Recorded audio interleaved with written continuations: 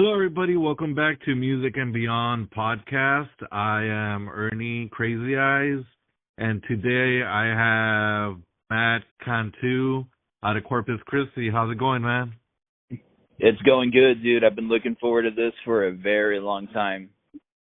Me too, bro. And like we met each other through TikTok, and I love just how musically inclined we both are. Like, well, you more than me, right? Because you play music and I'm just a podcaster. But I also love the stuff that you do on TikTok, like those questions and just your thoughts about everything, and it's amazing, honestly. Yeah, thanks, dude. Yeah, I tend to yap more than people care to realize, and I've always been like that. Even if I'm at work, like if I'm at the hospital or whatever, I'll be like, "Yo, have y'all heard this like really obscure album from this German melodic speed metal band from like 1983?"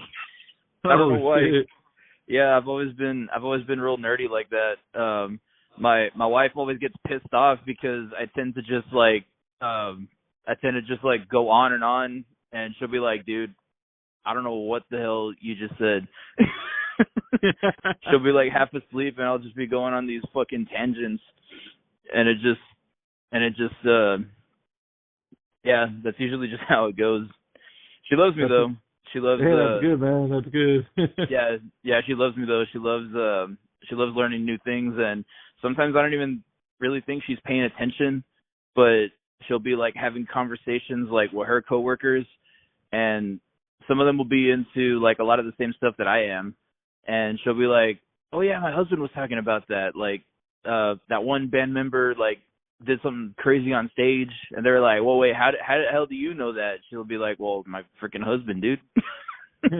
You guys both work together, or what? No, she's a nurse. She works Oh, at okay. she works in a nursing home, but we both work night shift, and we both have similar schedules. We both have the same days off. So Oh, sick. Hell yeah. yeah, so she works 6 p.m. to 6 a.m. and I work 7 p.m. to 7 a.m. So I'll drop her off, and then I'll chill in the car for a little bit, which is usually where I film my videos. Oh, okay. Yeah, so I'll film around like 6 o'clock. That's why some of the videos you see me wearing scrubs, it's usually because I'm in the parking lot at the hospital. And then once I'm done editing, I'll upload it real quick, and then I'll clock in and start my day. My day job, or I guess night job, if you wanna if you wanna call it Yeah, that, if you want to be yeah. technical. Yeah. I'm an intake coordinator slash mental health technician over there at a psych hospital in town. So long story short, I'm essentially like a glorified receptionist slash security guard. And I've been working at that hospital for almost 3 years now, and it's been doing good. It's not a glamorous job by any means. It's definitely not for everybody, but mental health is very important to me, and I love making a huge difference in people's lives. So that's why I do it.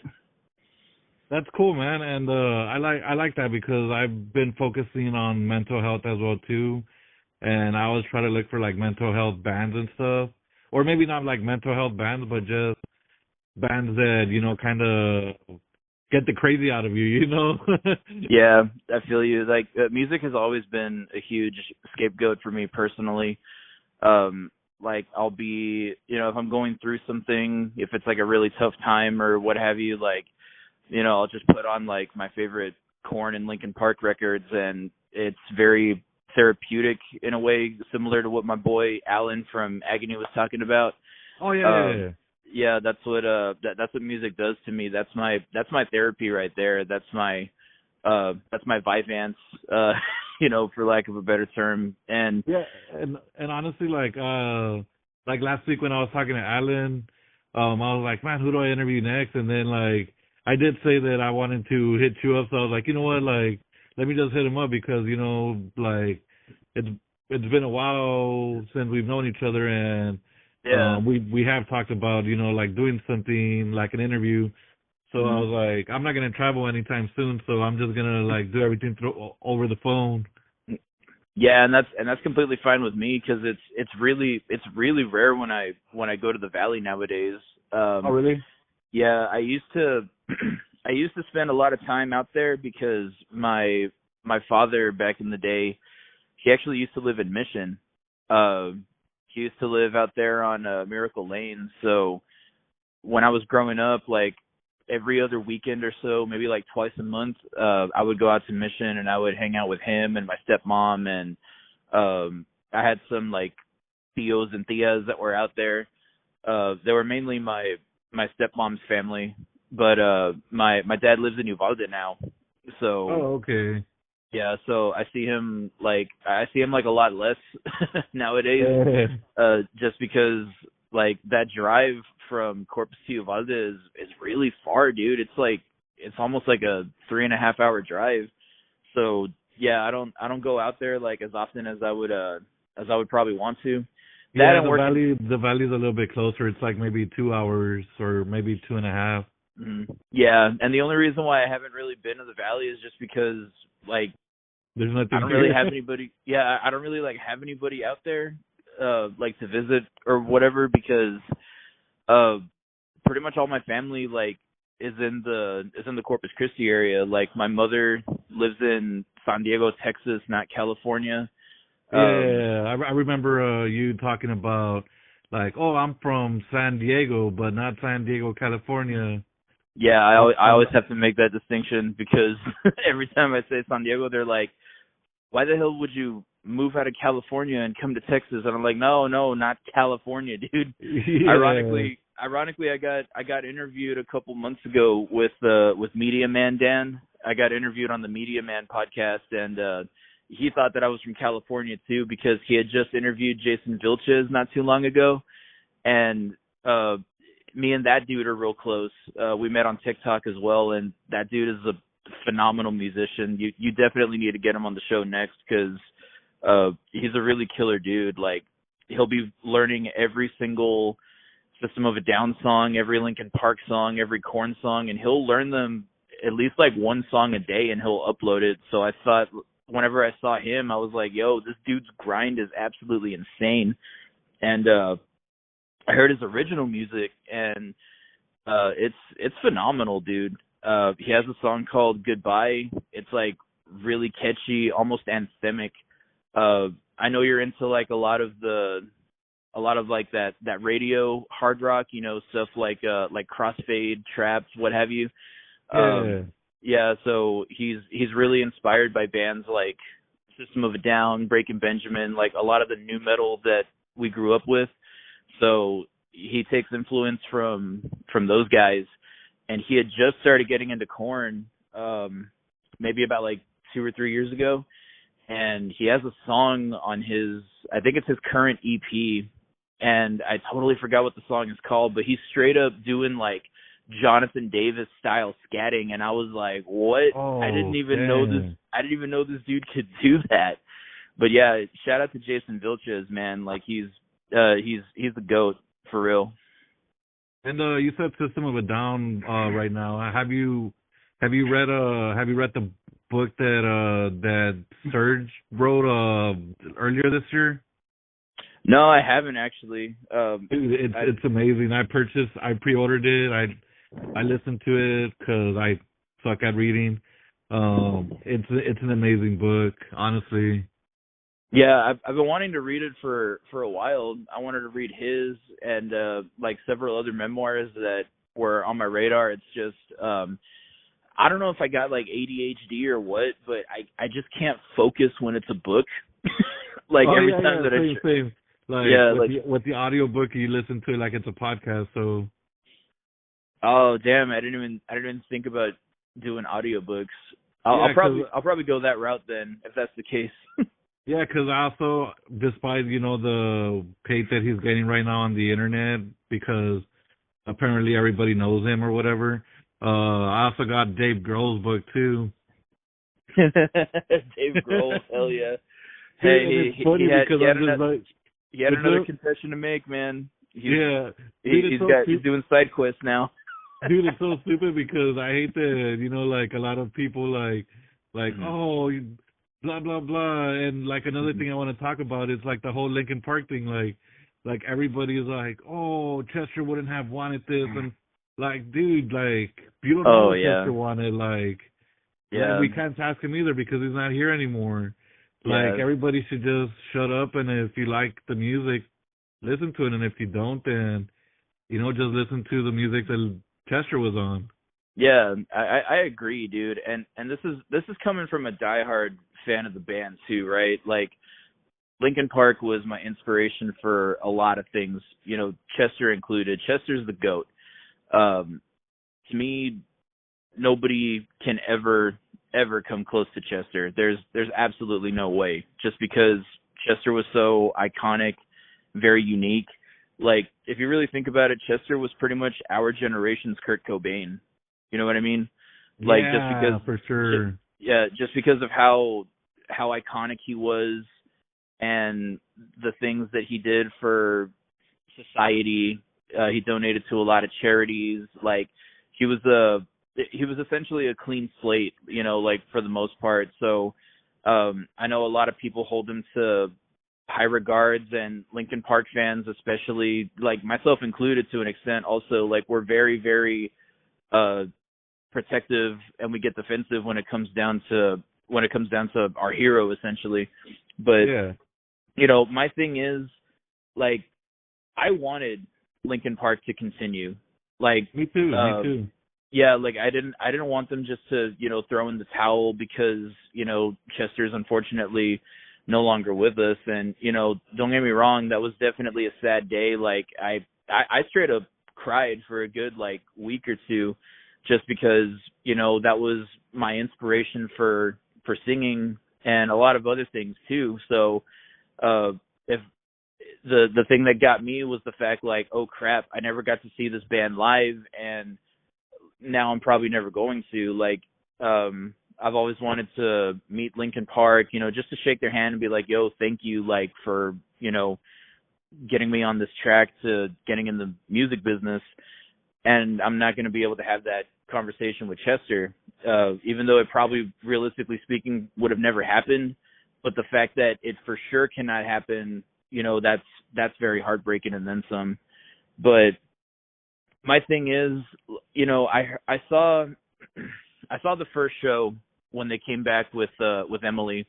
I Yeah. was I was in the live stream, and was the performance perfect? No, absolutely not. Emily had some pitch issues and her voice cracked a little bit, but people aren't realizing the bigger picture. Like, you got to remember, Linkin Park wasn't doing anything for 7 years, minus the Hybrid Theory and Meteora reissues, and probably a few B-side singles here and there, like, Chester Vault tracks, in other words. So, but other than that, they weren't really doing anything. They weren't touring. They weren't doing any press. They were legit broken up for the most part. So imagine they do this big old comeback show. There's a whole lot of hype around it. You're singing for Linkin Park. You're filling in for Chester fucking Bennington. Those are some huge And shoes that nobody could yeah, ever fill. and nobody knows who the hell you are, and they're judging you like right then and there, like, oh shit, there's this chick on stage, like, let's see what she does. I don't even want to fathom the amount of stress, the amount of nerves that lady must have been on, Yeah. because I know for a fact there was a lot of that stuff going on through her head. One person that I like to compare to is my homie Marcus Leal, for example. A lot of people know him as the vocalist for Shattered Sun. Oh, and I'm from El Nino, right? And he's the current vocalist for El Nino. Even though I don't know what's going on with El Nino right now, because they're on a European tour, and Tommy Vex from Bad Wolves is singing for them right now. So I don't know exactly like what happened with Marcus. The band hasn't said anything, and Marcus hasn't made like a statement Oh, either. So yeah, I'm hoping everything is good.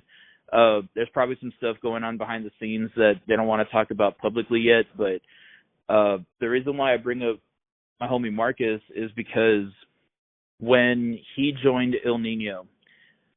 Oh my God, the backlash that dude had gotten was Oh, really? absolutely insane. Yeah, because Christian was, another one of those vocalists, like Christian from El Nino, when he left the band or got kicked out, however that happened, uh, the fans didn't want to hear El Nino with a new singer. They just Yeah. didn't. They were like, "Yo, like bring Christian back. Who the hell is this metalcore dude?" Like, you know. And Marcus had gotten a lot of hate at that point, and so much. I think he even got like death threats and shit too. Like it was bad. Yeah. And a lot of people were like, "Oh, this is just a cover band now." Like a lot of the stuff that's going on with Linkin Park was happening with Il Nino too. And I had asked him one day, I'm like, "Dude, how did you get over that? Like, how did you get behind the hate?" Because I know Marcus personally, and I know he's got a mouth on him, you know? So I know for a fact, like, he was probably like, going in on some of these people. Yeah. You have So to, much man.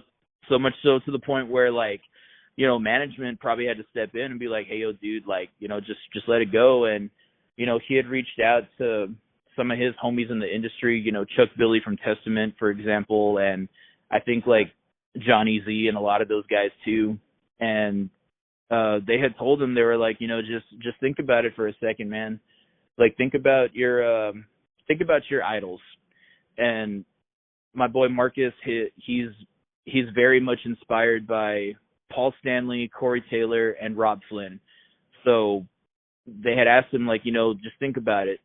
Does Paul Stanley give a shit about what people are saying about him online?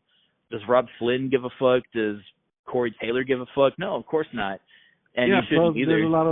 there's a lot of bigger bands like Guns N' Roses and like Kiss that were not the original bands for a very long time. Hmm. Yeah, and the prime example that I give is AC/DC. A lot of people were saying like, "Oh shit, they're not gonna be able to survive without Bon Scott," but they got Brian Johnson, and they got even bigger.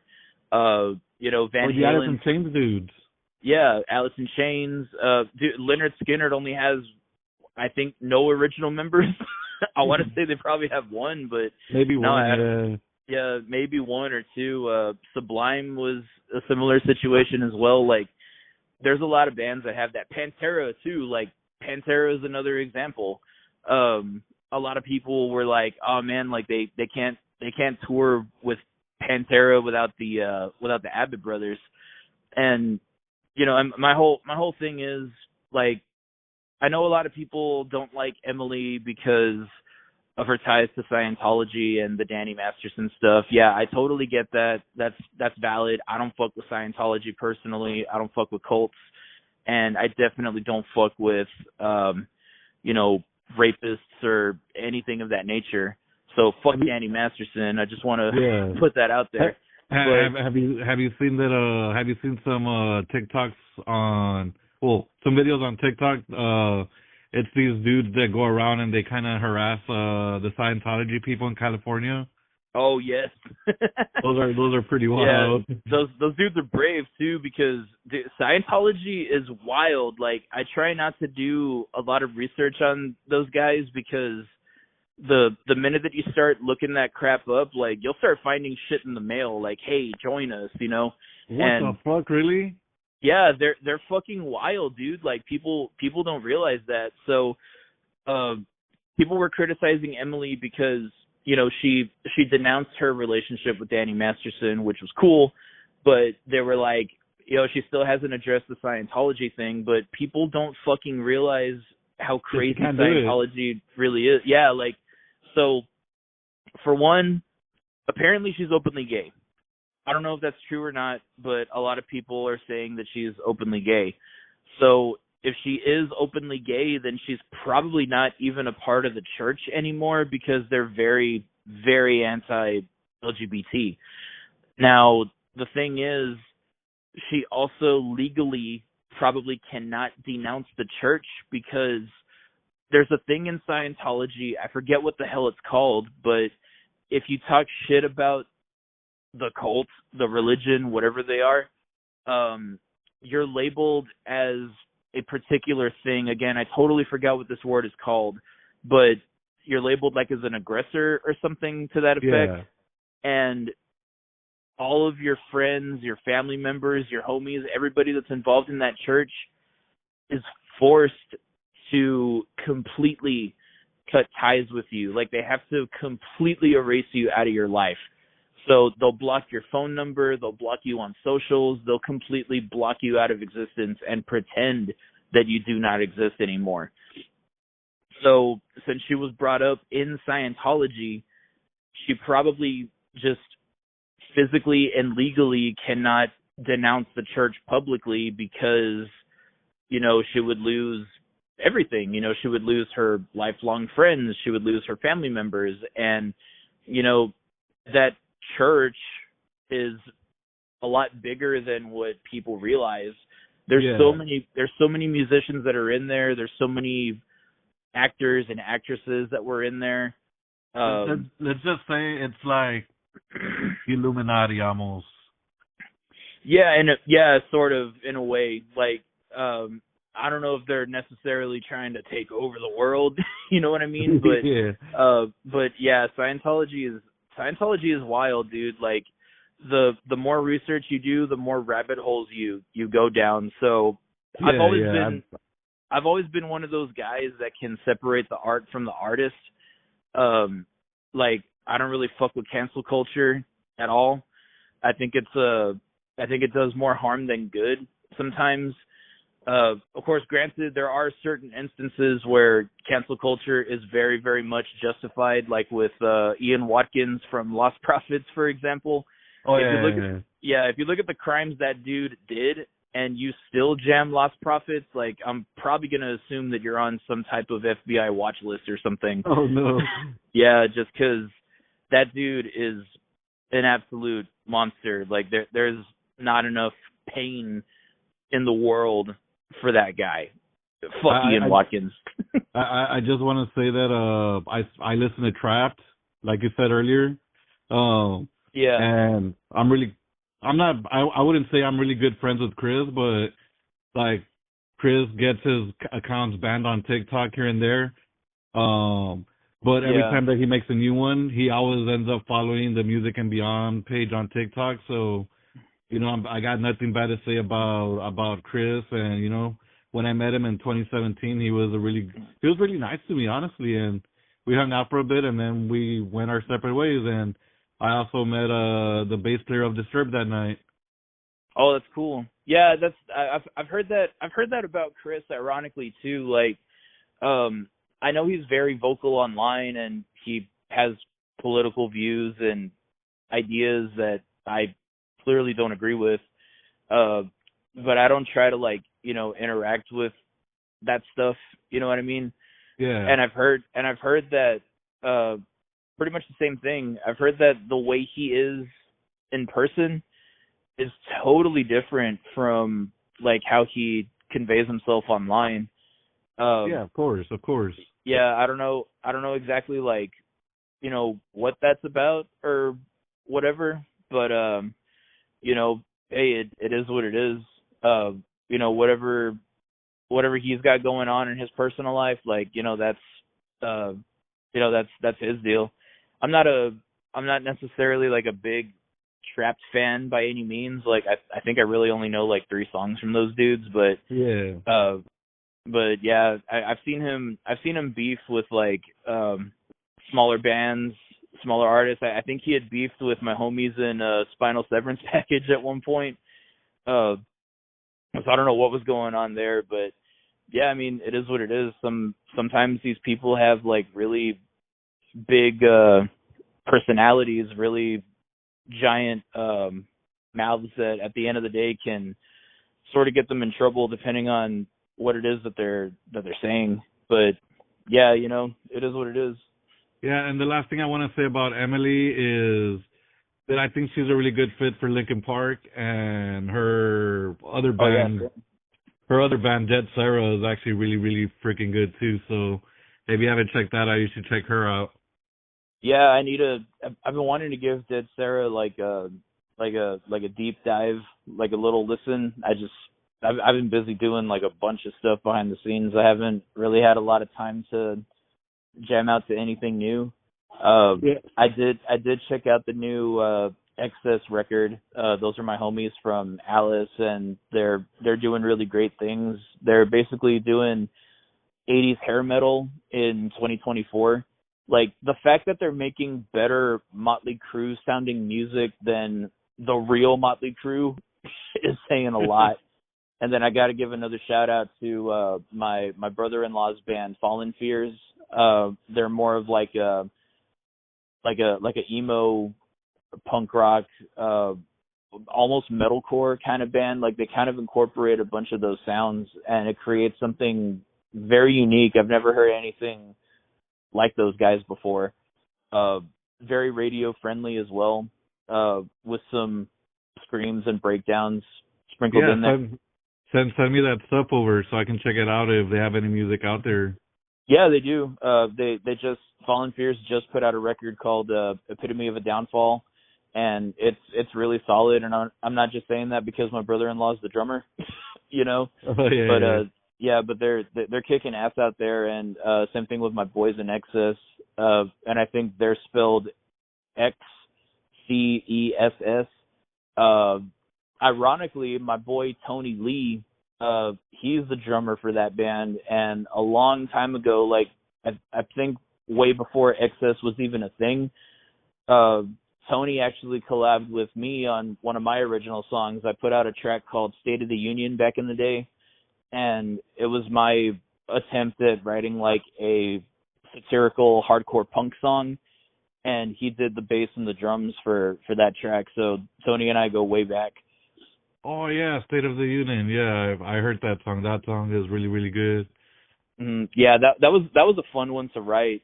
Whenever I was working on the instrumentals, I had this like punk thing, and I sent it to Tony, and I was like, "Hey, do you think you could do something with this?" And he's like, "Yeah, I got you." And he came up with like a drum beat real quick, and I think the file name at the time was Honey Talk, because it sounded like something that you would hear in Tony Hawk's Pro Skater. So I just flipped the T and the H, and the file name was Honey Talk, and we called it that for like the longest time. And then I was like, "Yo, let me just come up with some like really politically charged lyrics, like fuck the government type of shit, like as a joke."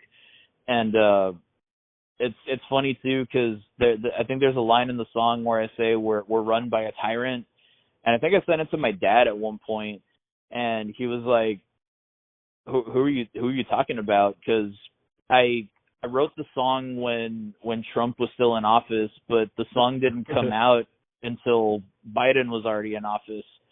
So he was like, who are you talking about? And I'm like, I'm not saying anything, you know, because in reality, if you the reason why I did it like that was I didn't want to make it a diss track about like a certain political figure, because my thing was, if I did that, it would have immediately been dated to 2020. It would have immediately been dated to that time period. So when I left it vague, you could play it in 2024, you could play it in 2028, you could play it during any election year.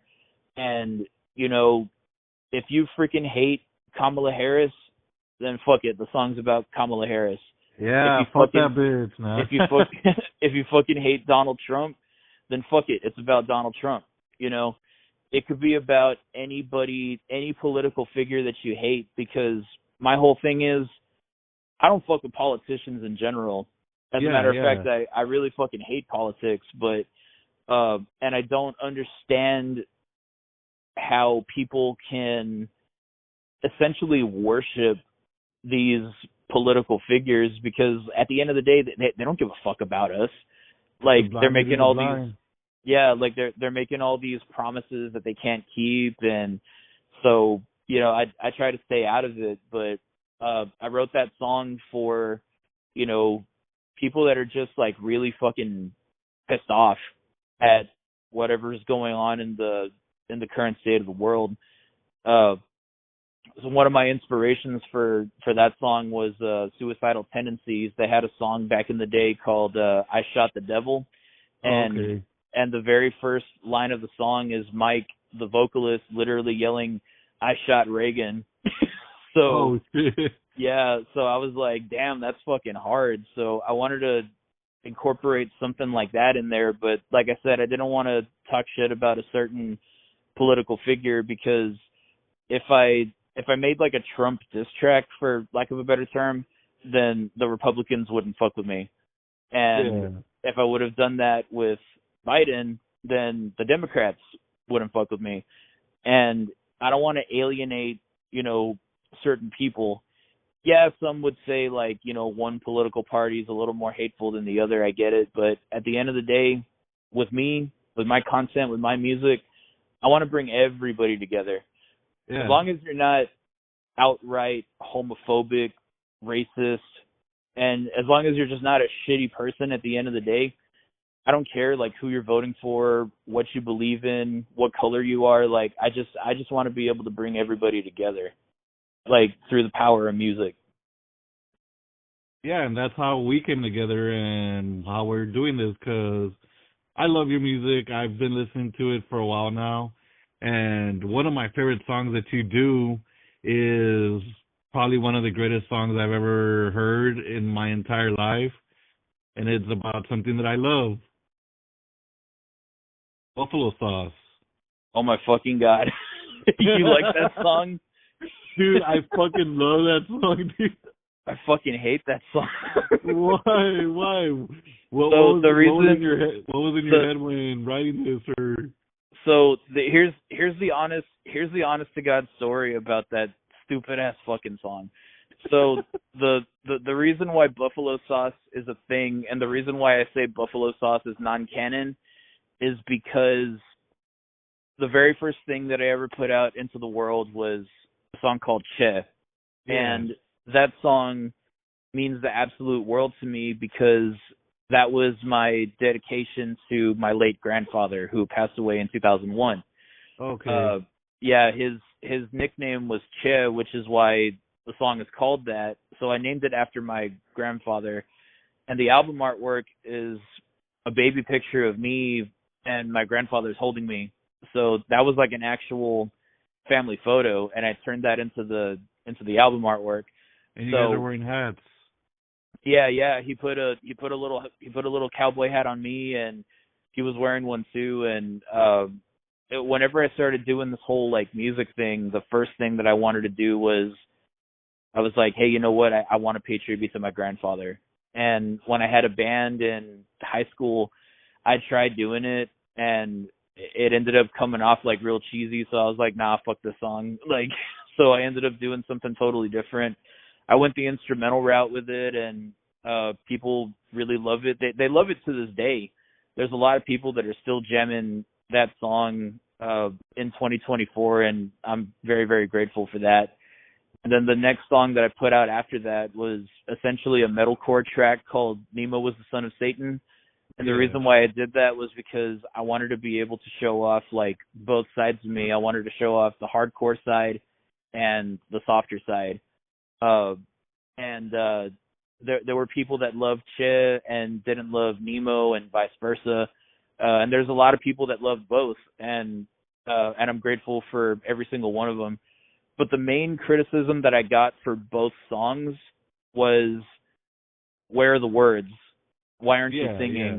Where are the lyrics? And I'm like, I didn't fucking write any. I just wanted to put something out, because I'm not a vocalist. I'm not a lyricist by any means. So I wanted to write more like instrumental music. And I was listening to a lot of Polyphia and Intervals and Architect, stuff like that. Like I was listening to a lot of instrumental bands at the time.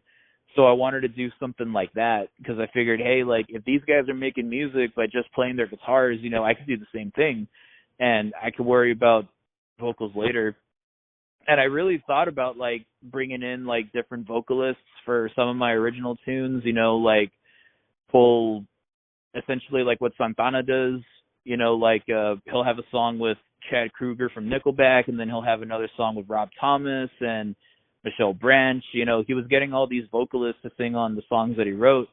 So I was thinking about doing that too, but I ended up just putting them out like just like that, and there was no mastering or anything at the time. Like those were all recorded on GarageBand. They were all shit. yeah, they were all demos at the end of the day. Like the only music that has actual production on it, State of the Union to an extent, because I sent that one out to get it like professionally mastered. And it was actually my boy Jose Campos. He played guitar for like Robert Ray and a bunch of other country and Tejano bands here in town. So I got him to master that track.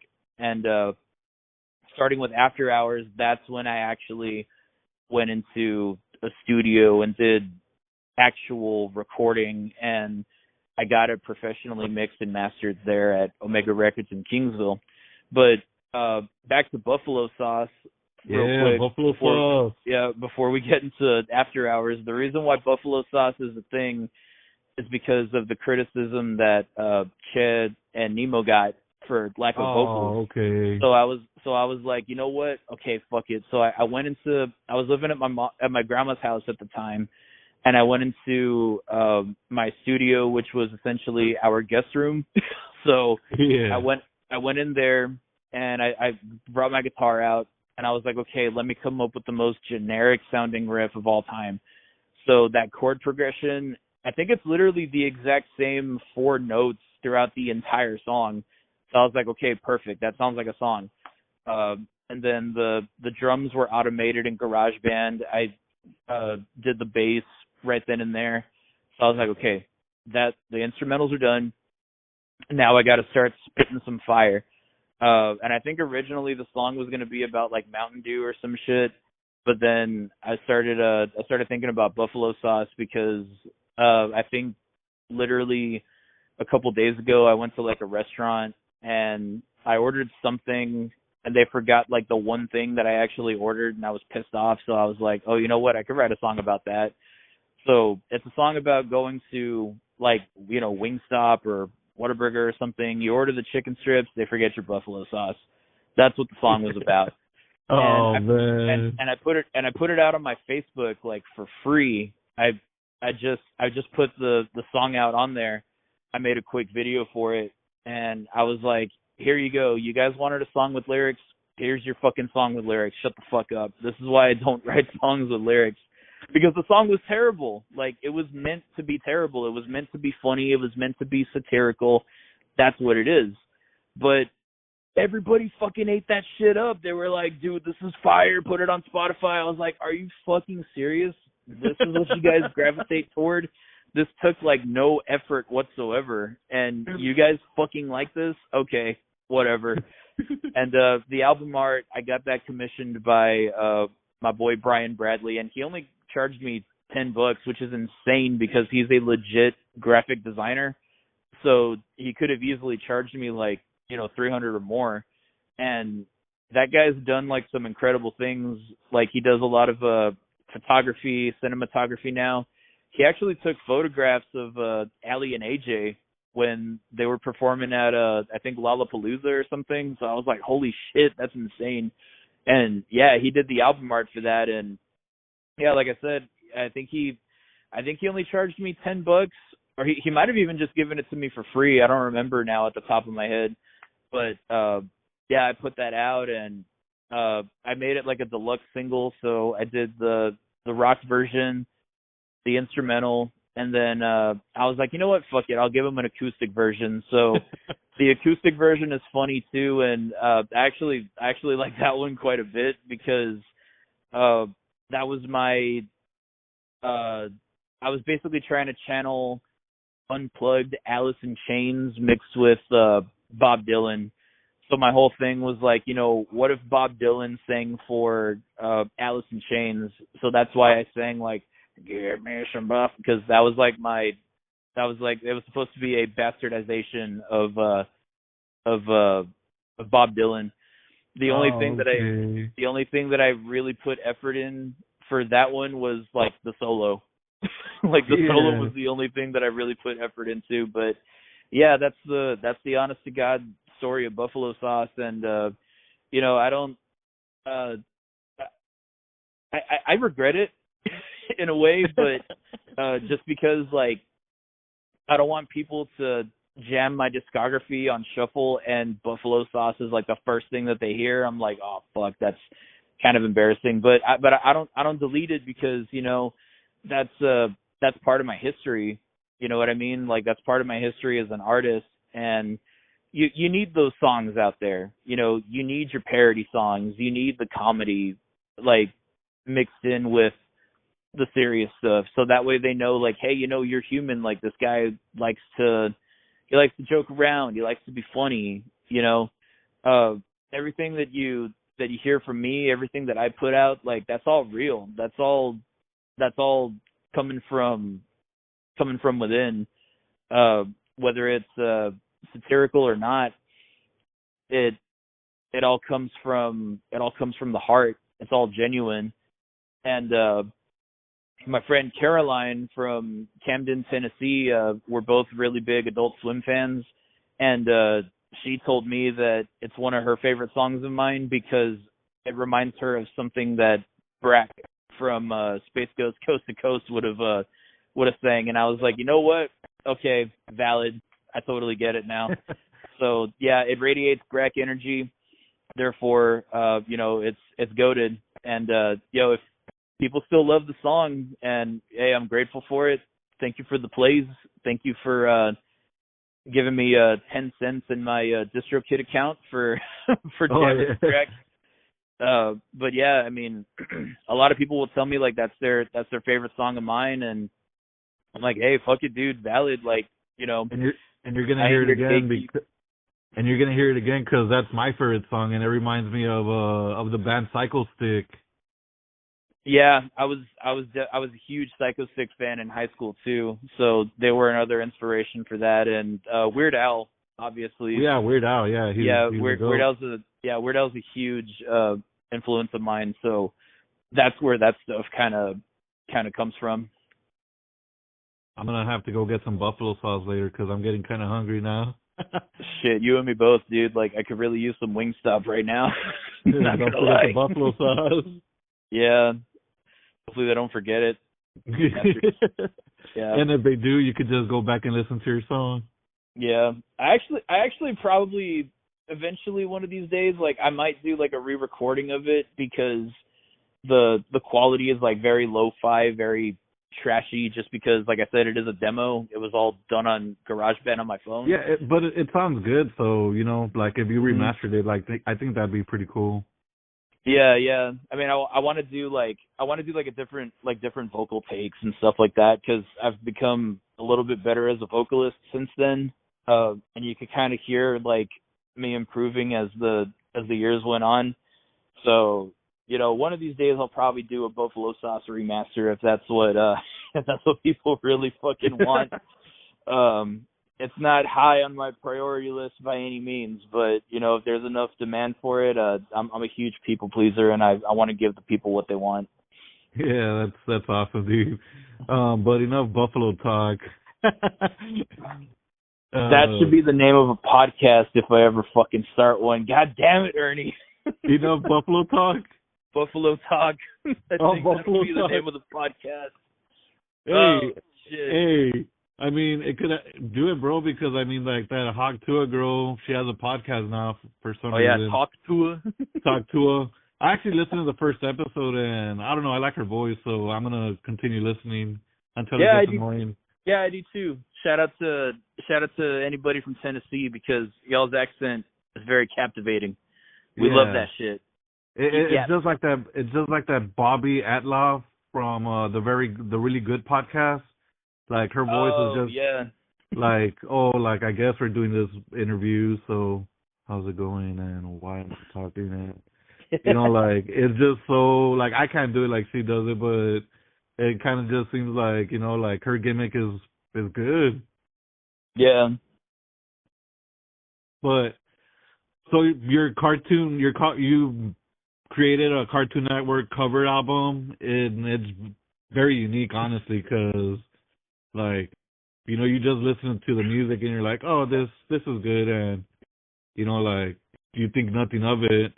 But what inspired you to take the intros of the Cartoon Network shows and turn them into full-fledged covers? Yeah, so basically the reason why I wanted to do that was, first and foremost, I don't know if this is gonna sound fucked up or not, but when I write music, like when I put anything out, whether it's under my name or Pulse Demon or any of the other projects that I'm a part of, I write music for one person and one person only, and that's myself. You know, Exactly. like if I fuck with it, if I love it, then I don't give a fuck what people have to say about it. If they dig it, great. If they don't, then shit. At least I like it. And when After Hours was first becoming a thing, I started because for one, I've always loved covers in general. Some of my favorite records were like cover records. Like I love Metallica's Garage Inc., where they were covering stuff from Bungie and the Misfits and a lot of bands that they grew up with.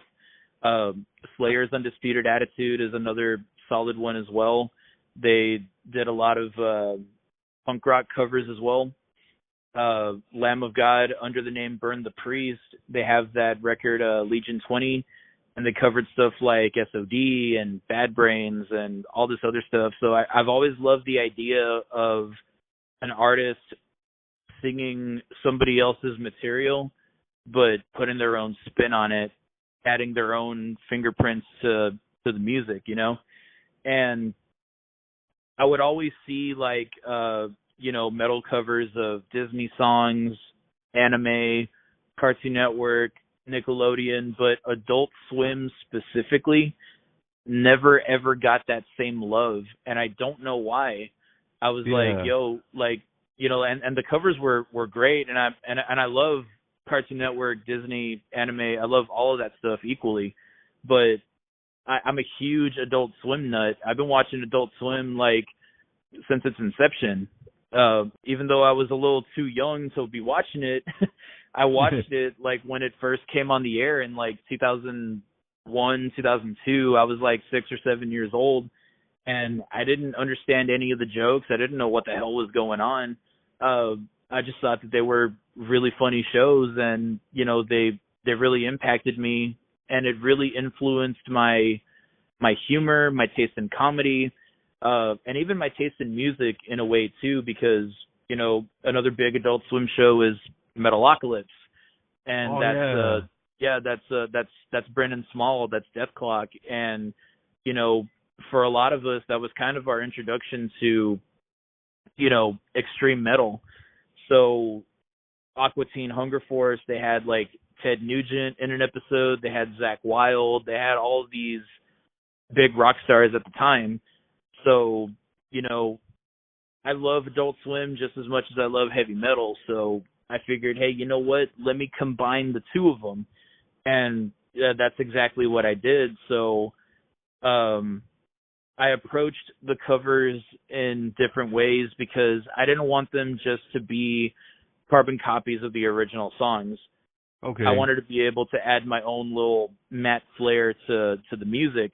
And when I had first introduced the idea to like my wife and my family members, they were like, "You're doing what? You're doing a covers album and it's Adult Swim music?" And I'm like, "Yeah, it's a fucking brilliant idea." And they're like, "Dude, nobody's gonna fucking listen to that. Nobody watches Adult Swim." And I'm like, "No, just because you didn't grow up watching Adult Swim doesn't mean that they don't got fans out there. No, trust me, this shit's gonna be huge. Like, because when I truly believe in something, like when I put my heart and soul into something, a lot of good manifests from that.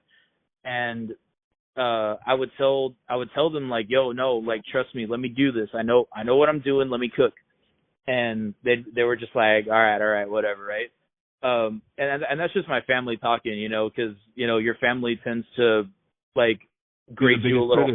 hard. Yeah, they grade you a little harder than everybody else does. And I was like, nah, trust me, like this is my vision. I know what I'm doing. And I dropped money on that record too, man. I think that record total probably costed me about like $2 or $3 with like the recording and the album artwork that I had to get commissioned, and the musicians that were featured on the record, because I had a lot of features on there too, because I wanted it to be not just me, I wanted it to be like a collaborative effort as well. My whole thing Yeah. was my whole thing was if I wanted to, like, if musicians wanted to help me out with it, because I can't play drums, for example, so I had to source the drums out to certain people, and I wanted to source out the bass tracks as well. So I figured, like, hey, if you're really passionate about Adult Swim, like if you eat, breathe, and shit Aqua Teen Hunger Force, then by all means, join my project and help me out with this thing, help me put it out. And a lot of people came through. Alan from Agony, he played bass on a couple songs, or 3 songs actually. Yeah, we talked about it last week too. Yeah, my boy Cosme Williams, he plays in a band called Identity Crisis right now. He's the drummer for that band. He also played for Zombie King for a fat minute. He played for Updog. He played for a lot of bands here in Corpus. He's very well known in the scene. Updog, I like that. Yeah, he did drums on like 90% of the music. And then my friend Leighton from I think it's from West Virginia, she did drums on the Boondocks. And I also had my boy, I had another friend of mine from the hardcore band Modown, my boy Josh Freeman. He did bass on the Brack Show. So I basically wanted to make like a giant love letter to Adult Swim, because this is all the fan passion project at the end of the day. This is my fan art right here. This was a way of, taking my musical influences and my love of animation in general and combining it into one thing. And it was basically my way of just telling Adult Swim, hey, thanks for the laughs throughout the years. Thanks for, shaping my sense of humor. This is for you guys. That's what it came down to. It was just a giant fan project. And didn't Cartoon Network die this year? Cartoon Network Studios, like the building itself, shut down, which is really sad. Because in reality, people don't realize this, but the animation industry is like really crumbling, especially since we have all this AI and bullshit now coming out. So it's really hurting the industry. Like, people don't realize it's doing more harm than good. And there's a whole lot of business shit that's going on behind the scenes too. Like, the president of Warner Brothers was essentially liquidating and laying off like a lot of those Cartoon Network employees, which is sad because, Cartoon Network in general, they basically helped build the repertoire that they have today. Yeah, because Go ahead. And if you go to a bar, like it's either South Park or something on Cartoon Network playing. Mm-hmm. Yeah, depending on what kind of bar you go to. Yeah, it's legit. It's always South Park or Adult Swim. I literally went to Boozers one night because my boys in Indigo were playing. They were legit playing Aqua Teen Hunger Force, like on the TVs. Shit. And I was like, hell yeah, dude. So like the whole time I was legit watching the Broodwitch episode of Aqua Teen while, sipping on some Jack and Coke. Hell yeah, dude. And honestly, that was a vibe. That was a vibe and then some. But yeah, no, it's sad. Like a lot of these shows that are canceled, like even shows that we grew up with. If there was a show that you were watching as a kid and it got canceled out of nowhere, or at least it felt like it got canceled out of nowhere, and Cartoon Network, Nickelodeon, Disney, if any of those guys aren't talking about it anymore, I guarantee you 90% of the time they're using that show as a tax write-off. That's what happens.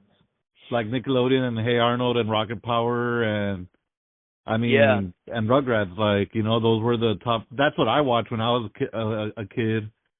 Yeah, me too. I loved Rocket Power growing up.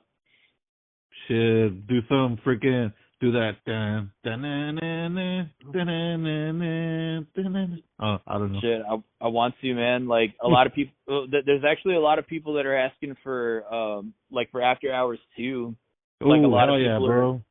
a lot of people are asking for like a follow up to after hours. I mean, And they're honestly, like, I'm gonna be truthful. I never watched like Cartoon Network growing up, but my brothers did and my cousins did, and like listening to your album, like, oh, I remember this song because my friends used or my cousins and my brothers used to watch this show, and I would go hmm and I would look at it and I'm like, oh, okay, so yeah, that's what they were watching. Like it was yeah, just kind of like a full circle type thing. yeah, and that's what I wanted it to. That's what I wanted it to be. I wanted it to be like nostalgic. I wanted it to be uh something that metal fans could sink their teeth into, and I also wanted to make it for um things.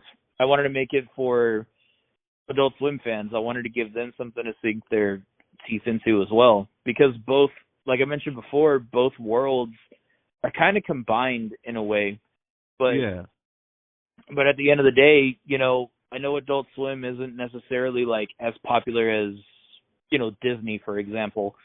So I wanted to put this record out, and I wanted to introduce the shows that I grew up watching to a new audience. Like because of that record, because of After Hours, there's a lot of people that are watching Aqua Teen Hunger Force for the first time because of true. me.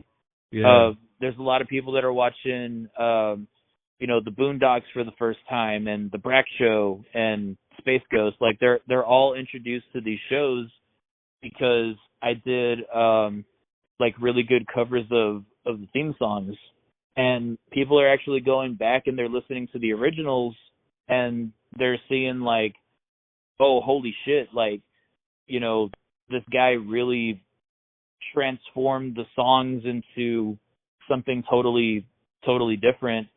And I added like a few extra things here and there. Like with the Brack Show, I added a fat ass breakdown that obviously was not in the original. Yeah. that was all me. Yeah, and Uh, see that's another question that I have. Like that Cartoon Network has had such a variety of animated shows, each with its own musical style.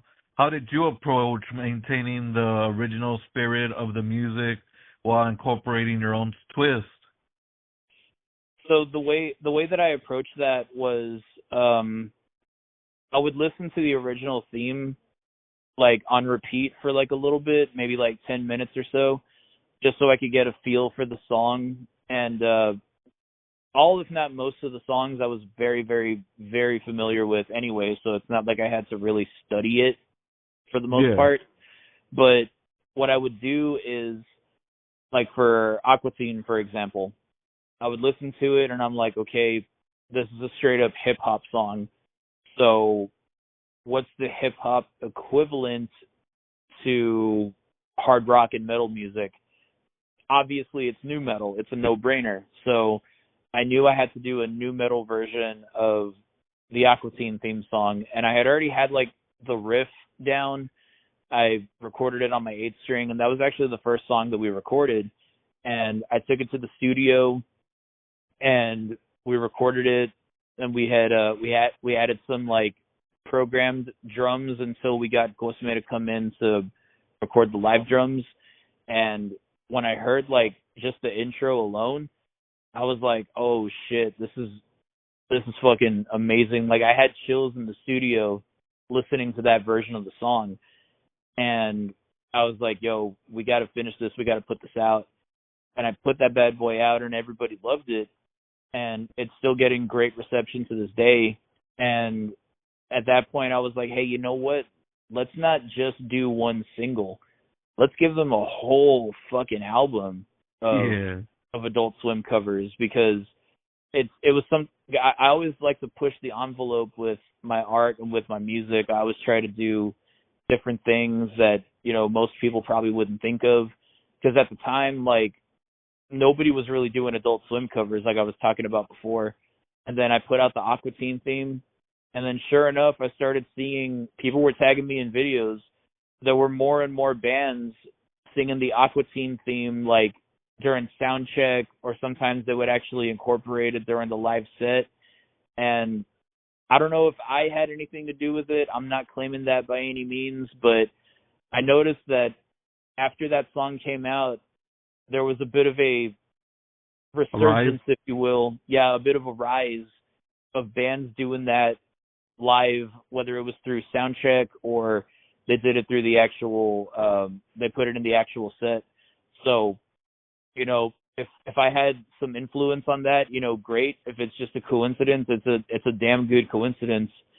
So that's what I would do. So, and with the Brack show, when I would listen to that, that one was the one that I really had to work on, because the original Brack theme, it's really only like 30 seconds, but, and that's the extended version of the theme too. It's only 30 seconds. So I listened to that over and over again, and I would listen to the songs, and I would have my guitar out at the same time so I could try to come up with riffs. So I was essentially playing along to the original song, and then I would add my little variations here and there once I actually took it to Abe over there at Omega Records in Kingsville. So once I got like a structure down, I was like, okay, you know what? The Brack Show needs to be a metalcore song, just because Yeah. it would be so different. Like if you hear the original Brack Show theme, it's very whimsical, very happy. It sounds like a theme song for like a 1960s show. And that's kind of how the Brack Show started. Like the first season was essentially parodies of things like, The Facts of Life and Different Strokes, a lot of those like 80s sitcoms, those classic 80s sitcoms. So the theme song matched the vibe of the show. So with me, I was like, okay, I got to take that and make it the hardest freaking thing on the album. And I think I did that. I think the Brack Show and the Boondocks are probably the heaviest songs on the album, and the Brack Show was very difficult to work on. Like, A, because the thing was short, and B, I also had beef with a certain somebody that worked on the show around the Oh time. no. Yeah. So this is gonna be an exclusive story with Music and Beyond here. So what happened was Adult Swim, they know about the record, or at least like a handful of people know about the album, but they're not fucking with it. They're not giving it the time of day, and they never will. Wow. Yeah, and I don't even know if they probably haven't listened to it, but they're at least aware of it. So what happened was, when the Aqua Teen cover came out, I sent it to a shit ton of people. I sent it to about 15 different people that worked for Adult Swim or Cartoon Network in some way, shape, or form. Only one person got back to me. And I'm pretty sure I could talk about this now, since it's been about like a year and then some, and it's like water under the bridge already at this point. Like, we squashed the beef like almost immediately as it happened. But it was Andy Merrill, the voice of Brack. And Oh shit. yeah, and Brack was like my favorite character, like one of my favorite cartoon characters growing up, like right next to Shadow the Hedgehog from Sonic, right next to Goku from Dragon Ball Z. Like, Brack was a character that I really loved, just because he was so stupid. He was very childlike. He basically represented the, like, my inner child, like he kind of represented the inner child within all of us. And I really resonated with that character, and I loved what Andy Merrill was able to do with his voice. I loved what he was able to do with the show. Basically taking Brack from Space Ghost, which was a Hanna-Barbera superhero show cartoon in the 60s, and turn it into a giant parody, like a giant comedy. That was amazing to me, and I always loved Brack, and I still do. I still do to this day. But Andy Merrill reached out to me after I sent him the link because Andy actually follows me like on Instagram and everything, and he told me that people that work for Cartoon Network and Adult Swim legally can't view or listen to anything that's unsolicited. So sorry, that's literally what he told me. So I was Oh like, shit. yeah. So I was like, I was kind of bummed. I was kind of crushed, and because this is, I guess, I mean, I hate to say it, but I guess you could say it was kind of like a parasocial type of thing, because this was a cartoon creator and an animator that I really looked up to, and he did a lot of stuff for Adult Swim and Cartoon Network at the time, and I basically saw him as like an influence, as like one of my heroes. So to have like somebody that I look up to essentially shut my whole idea down, it was like a giant fucking stab to the heart, like I was literally crushed by that conversation. So I was like, okay, whatever, right? And I left it alone. But then I started getting pissed off, and Yeah. I was like, really? Like, you're gonna fucking tell me this? Like, like this is my fan art right here. I don't know what Adult Swim considers fan art or not, but they do fan art Fridays every Friday, and they're always posting like pictures and paintings that the fans have drawn. And I'm like, yo, like, what about me? Like, what about my music? That's fucking art too, because to me, that's considered art. Music, painting, drawing, animating, video games, like that's all art to me. Shit, even podcasting is art. Like, you Yeah, gotta come up with the questions and you gotta talk. yeah, it's entertainment, like you got to be engaging, you got to be interesting. And so yeah, so I was like, really? Like, are you serious? Like, motherfucker, you can't hit play? Like, legally you can't hit play even for like 2 seconds? Like, all right, bet. So like I said, I was really pissed off at the time, and the next video that I put out was, again, this was very fucking stupid. Do not do what I did. I took a screenshot of our conversation and I put it in the background of my video. But I blocked out Andy's name and his profile picture so nobody knew who I was talking about. Yeah.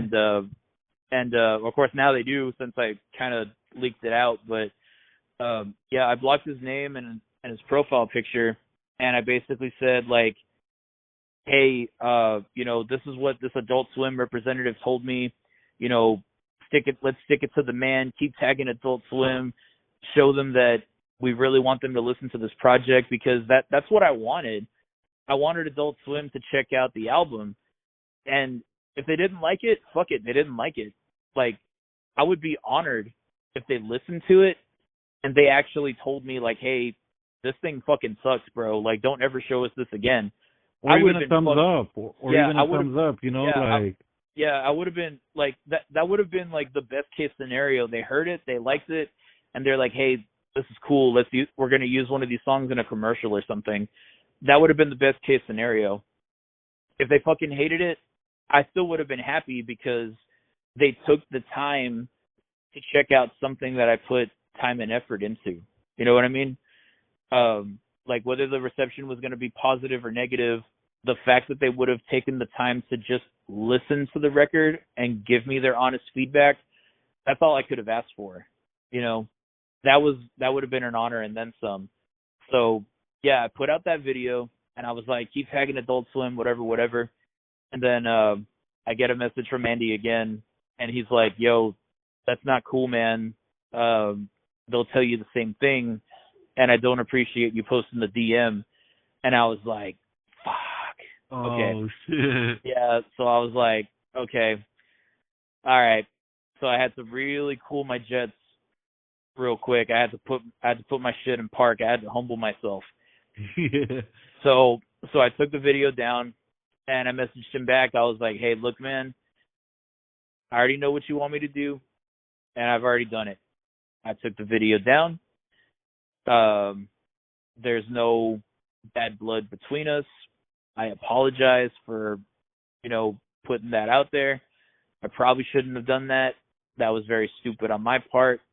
Uh, but I took the video down and just realized I did block your name and your profile picture out. Nobody knows that it's you. And he was like, okay, thank you. I appreciate that. I was like, all right, bet. Uh, and then the next thing that I told him was, like, I do apologize for this, but, I still look up to you. I think you're a great person. I really love what you've done for the network. They wouldn't be jack shit without you. If you ever want to work on anything in the future, like, I'm always available. Just hit me up. And he left me on red. And that was the last I ever I ever heard from the guy. But I assume he still, like, thinks highly of me or something, because to this day he's still following me on Instagram. So, Yeah, and I was gonna ask you that next. Like, yeah, he's still, and that's why I'm not like totally resentful anymore, because he's still following me on Instagram. He doesn't like engage with my content, but I don't think he engages with anybody's content. I don't know if he actually likes or comments on stuff. I don't know if he's just kind of there, but he still follows me on Instagram, and he didn't block me or anything after that interaction. And I honestly thought that he was going to, because at the end of the day, he had every right to. You know what I mean? Yeah, exactly. But yeah, no, he's still following me and everything. But at that point in time, like, that left a pretty bad taste in my mouth, especially since, like I said, he's the voice of Brack, and he literally created the Brack Show, and he co-created Coast to Coast. So I couldn't really enjoy any Brack or Space Ghost content for, like, the longest time. And I was literally, right when that happened, I was about to go to the studio to work on the Brack Show cover. Ooh. And it got to the point where I couldn't work on it. I didn't want to work on it. I was thinking, like, yo, I should scrap the song. Maybe I should just scrap this project altogether, because, they're not going to give a fuck about it anyway. But then I had to, like, really do some self-reflecting, and I was like, wait a fucking minute. Hold on. What is it about Brack that people love? Why do people resonate with this character? Why was he as popular as he was? Why was he such a important figure in Cartoon Network at the time? And once I started doing all of that, once I started separating, like, Brack, the character, from Andy, I started to, essentially fall in love with Space Ghost and Brack again. So that's what I had to do. Like, I had to literally fall in love with Brack all over again, because I would go into the studio and I would tell Abe, like, yo, we got to make Brack the heaviest song on the record, as kind of like a middle finger to Andy Merrill, this, that, and the other. And when I tried covering the song out of spite, it wasn't fun anymore. And I was like, dude, that's not what After Hours is about. After Hours is supposed to be this fun, nostalgic thing. It's supposed to make people feel good. It's supposed to make people happy. And I wasn't happy when I was recording that song. And once I got out of that mindset, once I got out of the resentment, and once I, like, I guess in a way forgave Andy for doing what he had to do, and once I grew a pair and grew up, I went back into the studio with a new mindset, a fresh mindset, and we knocked the Brack cover out of the park. And I was really happy with the way that it turned out, because it's still the heaviest song on the record, don't get me wrong, but it's not heavy because I was pissed off. It's just heavy because that's simply how the song came out. Yeah. Yeah, and once it started becoming fun again, I started working on all of the other songs too. And then, I put my little fingerprints on it, and I put it out into the world, and people are digging it, and I'm grateful for it. I would still love for Adult Swim to check it out one of these days, but I know they're probably not going to, because I read into, like, their terms of use and whatnot, and it's very, very strict. Like they tell you like don't send us anything, don't send us recordings or pitches or anything like that. It's essentially like the warning label that you see like in an episode of Jackass or Ridiculousness. Like, Yeah, like don't send us videos and all that stuff, right? yeah, don't send MTV videos of you guys doing these stunts, whatever, whatever. Like Adult Swim's terms of use is kind of like that, and I think it's because like Adult Swim is a much bigger corporation now. They're not the small little indie channel block that they were in 2001. They're a And much that's why it sucks now. No, I'm just yeah, kidding. they're a much they're a much bigger entity now. So, you know, it is what it is. Andy was just doing his job at the end of the day. He was protecting his IP. I totally get it. Because, you know, in the music world, if somebody covers your stuff, like if somebody were to cover one of my songs, right, I would see that as a badge of honor, you know, and Yeah. I would praise them till the day that I die, because that's the biggest honor I think you could have as a musician, is when people want to cover your stuff. Uh, that's my opinion. And but in the entertainment world, like in TV and movies, um, I was under the impression like, hey, let me go directly to the source with this stuff. Let me show this to some of these representatives, that way they could hear it and let them know like what I'm about, you know? But apparently they don't want you to do that. They want you to go through the chain of command. You have to have an agent majority of the time or something of that nature. You can't just like go directly to the source and be like, hey, here's my shit, check it out. Apparently they don't want you to do that. Damn. Yeah, so and I thought that's the way to go, because you know they teach you that like in school. You know, they're like, yo, when you're applying for a job, like go directly to the boss, tell them like, hey, like I'm looking for a job, whatever. Well, Adult Swim, Nickelodeon, Cartoon Network, like they don't want you to do that. If you do that, they're pretty much going to tell you like to fuck off, essentially. I Yeah. mean, also I feel like they can't because isn't like aren't those like Cartoon Network or Disney is like its own owner, but Yeah. doesn't like HBO Max or whoever owns HBO Max owns like Nickelodeon and Cartoon Network. It varies. It depends on the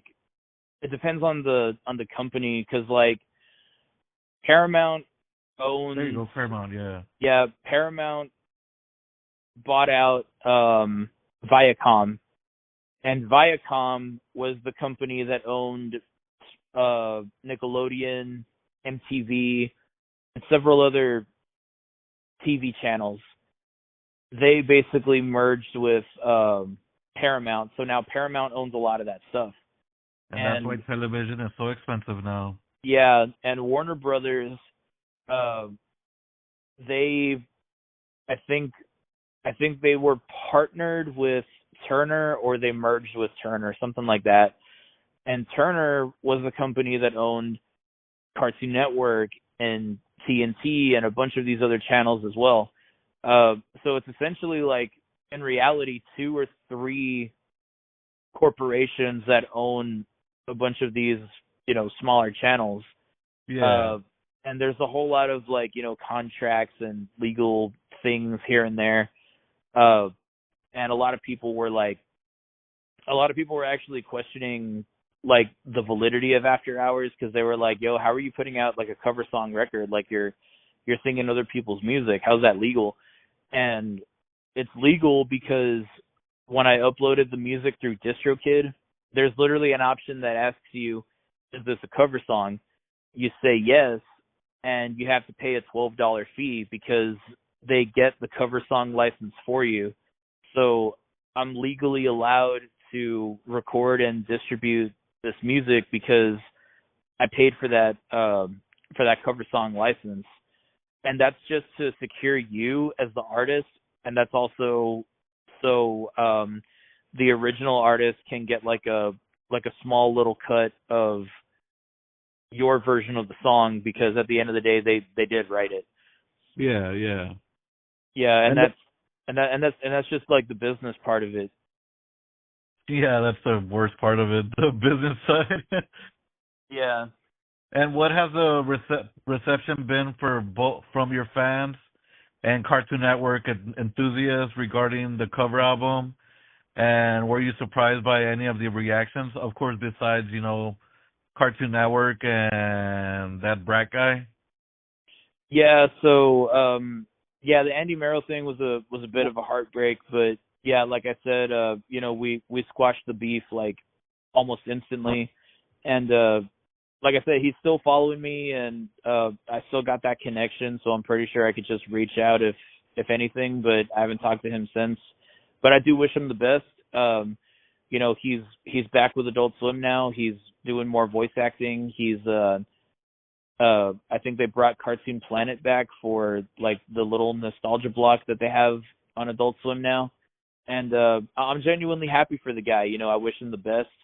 And he's still very much an influence of mine, and I don't have any resentment toward that dude. My fans and the Cartoon Network Adult Swim enthusiasts, like they've been really eating this stuff up. And I was actually very surprised with how big and how positive, overwhelmingly positive, the reception for the record has been. When I did like a limited run of the CDs, I only ordered 20 initially, Uh-huh. and I did pre-orders, and I sold 10 of them. So I was like, oh shit, cool! Like that's already half my inventory. I bought And then one. yeah, you bought one too. And then I put out a video of me like unboxing the CD, and the minute that I put that video out, the last 10 CDs sold out within about an hour. And that was, Shit. yeah, that was insane. So I was like, okay, now I got to order more. So I ordered 30 more CDs, and they all sold out too. And I think I actually have to order more because there's still people that are like asking me for CDs. So I definitely need to do that. And what's cool is there's people that are listening to the record and they don't even watch Adult Swim. They're just listening to the record because it sounds good. And that's what I wanted. I wanted it to be a record that was going to be solid for it to stand on its own. But I also wanted it to be, something for the Adult Swim guys to sink their teeth into as well.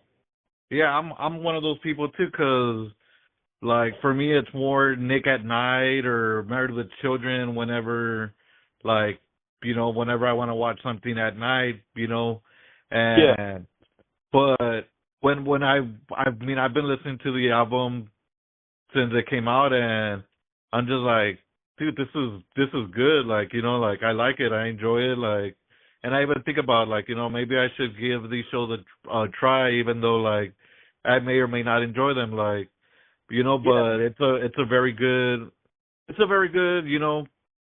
like it's a very good 7 minutes of my life. Like, mm, Yeah, and I think that's why it was so approachable too, because it wasn't like a really long record. It was just 7 minutes. It's a very, very quick listen.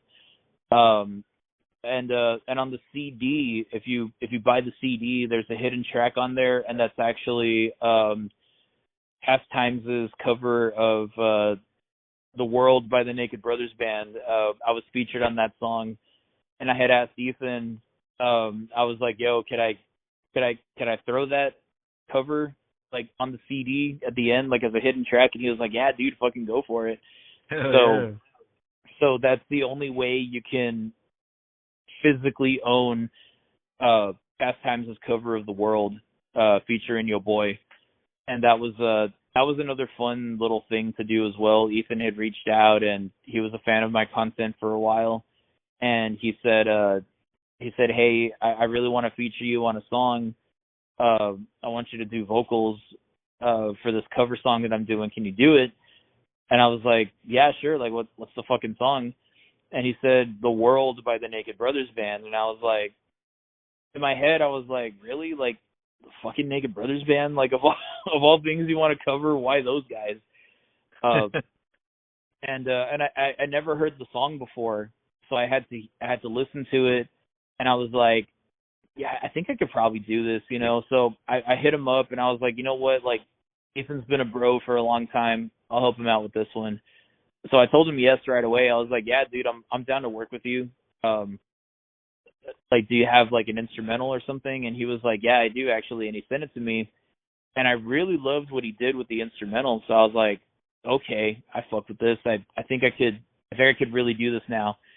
And he was like, yo, thanks, dude. Like, this means a lot to me because the Naked Brothers band was actually the band that got me into music. They were like a huge influence on me growing up.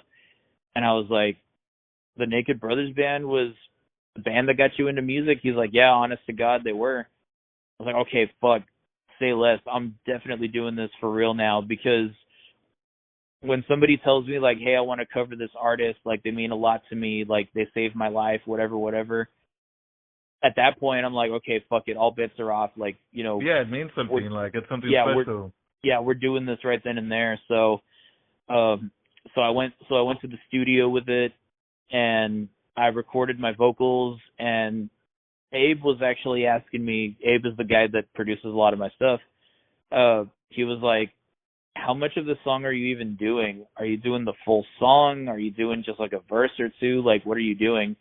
And I told him, I was like, well, look, I already paid for the whole session, so let's just record the whole song.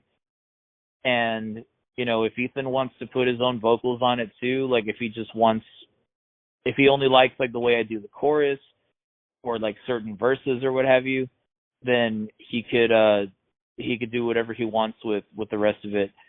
But at the same time, I also told Abe, like, let's not just do a good vocal take. Let's make it so good to the point where Ethan has no choice but to not put his vocals on it. You know what I mean? So that was the goal that I kind of set for myself. And I sent the vocal tracks to Ethan, and he got back to me right away. And he was like, yo, dude, I think I'm just going to use you for the whole song. Like, I'm not even going to add my vocals on there. And I was like, yeah. So I don't think Ethan knows that, because I don't think I told him. But yeah, that was my diabolical plan the whole time, was to make the vocals so good to where Ethan didn't have to add anything extra to them. And yeah, I'm really proud of how that one turned out, and people really fuck with that song too. So that was a lot of fun. And yeah, like I said, the reception for After Hours in general has been absolutely incredible. I'm grateful for the overwhelmingly positive feedback, and because of how successful that record has gotten, I was literally able to like go to my family and be like, hey, you see, I told you so. I told you it was going to be big. And they were like, well, we never doubted you for a second. And like, yeah, I think you did it. yeah, and I think even they freak out too, because they're like, oh my God, like, you sold how many freaking CDs already? Like, you made how many streams? Like, that's freaking incredible. And I was like, yeah, I told you. It's different to where, like, not a lot of people are doing it, but it's still familiar terrain for a lot of people. And like I said, initially I was like, this is going to be something that Adult Swim fans are going to love. This is going to be something that a very niche audience is going to listen to. But like, initially it was the niche audience, but it quickly branched out to other things, more and more people started getting their hands on it, and it became a thing that I would have never imagined in my dreams. Like, it was so cool. That's amazing, dude. Shit, I didn't even get that much love whenever I interviewed Drowning Pool, and I'm just like, they're just like, hey, I just told them, I'm like, hey, I'm interviewing Drowning Pool, and they're like, that's fucking badass. And then like after that, I was just kind of like, hey, did you listen to my interview? No, we didn't. I'm like, cool, thanks. Wow. Fuck him. Family, nah. I'll go back and I'll listen to that interview right now, Chief. Right. But Let's see. Oh yeah, Post Demon. Talk to me about what's going on. Yeah, so Pulse Demon is my side project right now that is honestly at this point I'm basically treating it like a main project. Um, Pulse Demon came about because of my boy Teddy Smith. He's a EDM DJ here in Corpus, Yeah, he and followed me on Instagram, I believe. yeah, he's a totally cool guy. I love that guy to death. He's my brother from another mother, and he reached out to me earlier this year because I had gotten interviewed on Corpus Christi Originals, and I guess he liked my vibe or something, and he really wanted to work with me. So he composed this song, and he reached out to me, and he was like, "Yo, dude, like, I have this song that I'm working on, and I really want heavy guitars on it, and I know for a fact you could murder this shit. Can you do it?" And I was like, "Yeah, send me the fucking song, dude. Like, I'll track some guitars for you." And he sent me the song, and I listened to it, and I was like, "Yo, this is hard. Like, I could definitely throw some 8-string guitars on here." So I took it to the studio in Kingsville.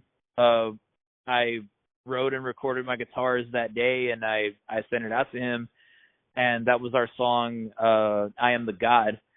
And it was really cool because it's this badass mix of bass house, electronic music, and I incorporated like my heavy guitars, like the hard rock new metal influence that I do.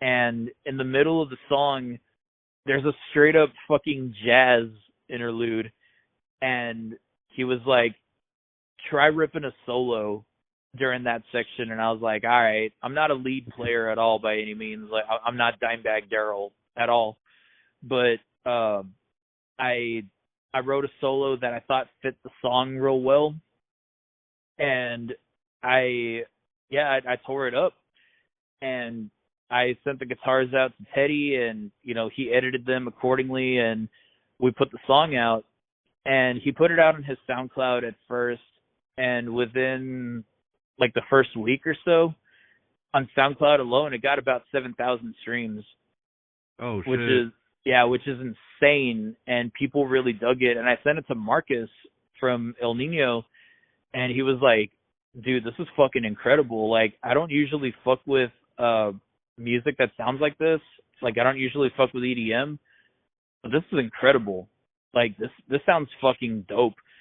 And I think the reason why was because I did like a Mick Gordon kind of approach. Like, I wanted it to kind of sound like it could have been something from the Doom Eternal soundtrack, for example. And I was basically trying to, emulate something like that. And then, Teddy put it out, and he's like, "Yo, dude, like, the reception is incredible. Like, my people are telling me that this is fucking cool and it's very unique, and my people were telling me the same thing too." So he was like, "You know what? I'm going to send you another song for you to work on." And I was like, "Okay, cool." And that ended up becoming the song Nothing Left, which we actually just put out earlier this week, and the reception's been pretty good for that song too. And it's got a Fat Joe sample in there. We sampled Lean Back for the intro, Oh nice. and there's also like a straight up cumbia bridge in there as well. Like, there's like a reggaeton drum beat, and I did this guitar riff that's essentially inspired by the bass line for Bitty Bitty Bum Bum from Selena, Yeah. and it's just like right in the middle of the song, and it's very ADHD because I think Teddy actually has ADD. He's always joking about it, and he was like, "Yeah, so that's gonna be our next single." So I was like, "Okay, cool." And then he's like, "I'm also working on like 2 or 3 other songs for you too." And I was like, "Well, dude, if we're working on all this music together, like, we might as well just put out a record." And he's like, "Yeah, I'm thinking the same thing. But are we gonna put it out as Teddy featuring Matt, or are we putting it out under a project name?" And I was like, "I'll leave that up to you, dude. If you want it under your name, I'm completely fine with that. or we could do it under a project name too, if it sounds different compared to what both of us are doing. And ultimately, we both kind of mutually agreed that, yeah, putting it out under a different project name was going to be the move. So now we had to start. Now we had to start getting busy. So we were like, okay, what are we naming this project? We got to come up with a name. And Teddy had done a show at this bar that's down the street from where I live, and we were talking about it. And I said, you know what? After the show, I'll go home and I'll start coming up with some names and I'll send them to you. He's like, okay, I'll start coming up with names as well. And I came up with a list of probably about like 10 or 15 different names. And what we wanted to do, because we had a lot of ideas, but we basically wanted the name to represent both sides of us. We needed a name that was going to represent the electronic side that comes from Teddy and the metal side that comes from me. Oh, So, I like that. yeah, so basically what happened was there were a few names that I was jotting down. Like media manipulation was one of them. There was also another name called Neuroplant, which was essentially this like glitch / trick shot thing that you could do in the Tony Hawk games. Yeah. There were other names like Meteor Impact, Death Chamber, Pulse Demon, Blood Moon, Cross Chop, Dark Pulse, Foul Play. And I also wanted something with the word synergy, but I couldn't figure out a word for the beginning. So I sent him like all of those names, and he was like, yo, Pulse Demon, I really fuck with that. And I was like, yeah, I do too. And Pulse Demon is actually a name that I jacked from an album. There's an album called Pulse Demon by this Japanese artist called Merzbow or Merzbow, something like that. And it's a straight up noise record. So so for those of y'all that don't know, noise is actually a music genre, believe it or not. And you listen to the album, and I shit you not, it's literally just static, like just white noise. And it's a weird fucking record, but people in Japan and people like in the underground music scene, they really fucking ate that shit up for some reason. So I'm just listening to this album, and I'm listening to it like while I'm working on things or whatever. And I'm like, yo, this is fucking weird. Like, people really gravitated toward this thing, because that's literally all it is. It's just like the whole time. Like, if you go and you listen to that record, you're going to be like, what the fuck am I listening to? You know? So the name came from that record, and I discovered that record when I was in college, because I remember reading up about weird music genres like noise, lowercase, vaporwave, all these weird unconventional genres that I thought were very, very interesting. And the name of that record always stuck with me for whatever reason. So for our project with Pulse Demon, right, with the name, Pulse represents Teddy, because when Teddy's on stage, when he's mixing, when he's doing his thing, you feel the bass in your chest. Like, if you ever go to a rave and they start doing the whole shit, you start feeling that in your chest. And yeah, of course. And I had never been to like a rave or anything like that before in my life. So I felt that, and I was like, oh shit, okay, this is different compared to like, you know, what you experience at a metal show. Like, it's a very, very different vibe. And I loved it. I loved that feeling. So the Pulse comes from him, and then the Demon comes from your boy, because the Demon comes from like the evil guitar riffs or whatever that I tend to come up with, like the darker side of of the music. So it was perfect because Teddy wanted a name that represented both of us, represented what both sides of the music were able to incorporate, and that's what Pulse Demon is. What we're trying to do with this project is we're trying to do something different, something unique. We're trying to do something that nobody in the city is really doing. Granted, a lot of artists have combined EDM with metal before. We're not the first ones to do it.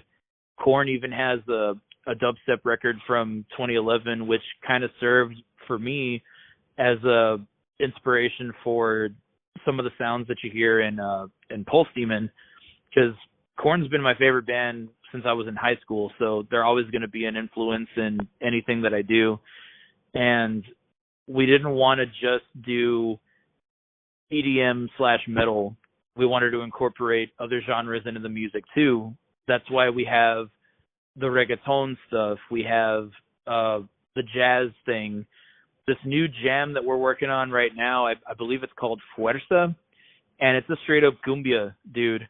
Like it's got accordions and everything, so it's gonna have like like that danceability. It's gonna have the accordions, and it's gonna have some fat breakdowns as well.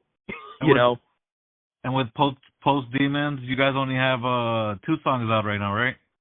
Yeah, currently it's only 2. We have Nothing Left, and Nothing is spelled NVTHING. And and then the first track that we put out was the very first song. Yeah, that's the first song that Teddy and I worked on together. So yeah, you can jam both of those songs right now. They're available on all platforms, and I highly recommend that you do so because, like I said, this music is going to have something that I think everybody can enjoy, because we want to be able to incorporate all the genres that we grew up listening to. Because growing up in South Texas, you're surrounded by Tejano music. Yeah, yeah, Mexicans. You're surrounded by Mexican music, Tejano music, cumbia, reggaeton. You're surrounded by all of that sound.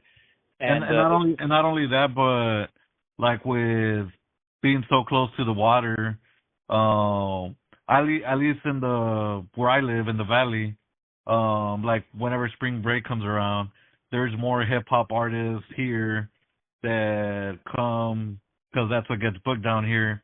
Yeah. But I feel like in Corpus, where you're at,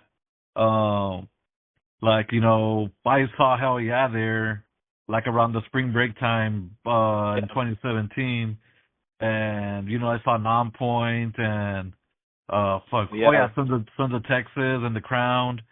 So I just feel like Corpus Christi has a different vibe from the Valley. Yeah, because Corpus has a huge metal scene, and we have like a huge music scene in general. Because in Corpus, there's hardcore bands, there's punk bands, there's metal bands, there's one ska band which is Updog, and sick. Yeah, and I think there's like a few black metal bands too. So is Updog original music? Yeah, it is. Oh, I'm gonna have to check them out just for the name. Yeah, they're fire, dude. They have I think like 1 or 2 records out, and they're all really good. I love those guys straight up. And yeah, so there's a huge like hardcore scene here in town, but we also have country bands. We also have Tejano bands. We have a hip hop scene as well. And what we want to do with Pulse Demon is we don't want to just be part of the electronic scene or the metal scene. We want to be able to bring everybody together. What we want to do is we want to get it to the point where you have a guy in a cowboy hat, spurs and chaps, and we have him like at a Cannibal Corpse show. You know what I mean? Yeah. And then we get the guy with the corpse paint and the spikes and the Doc Martens, and we have him at a Tejano show. Yeah. We want to be able.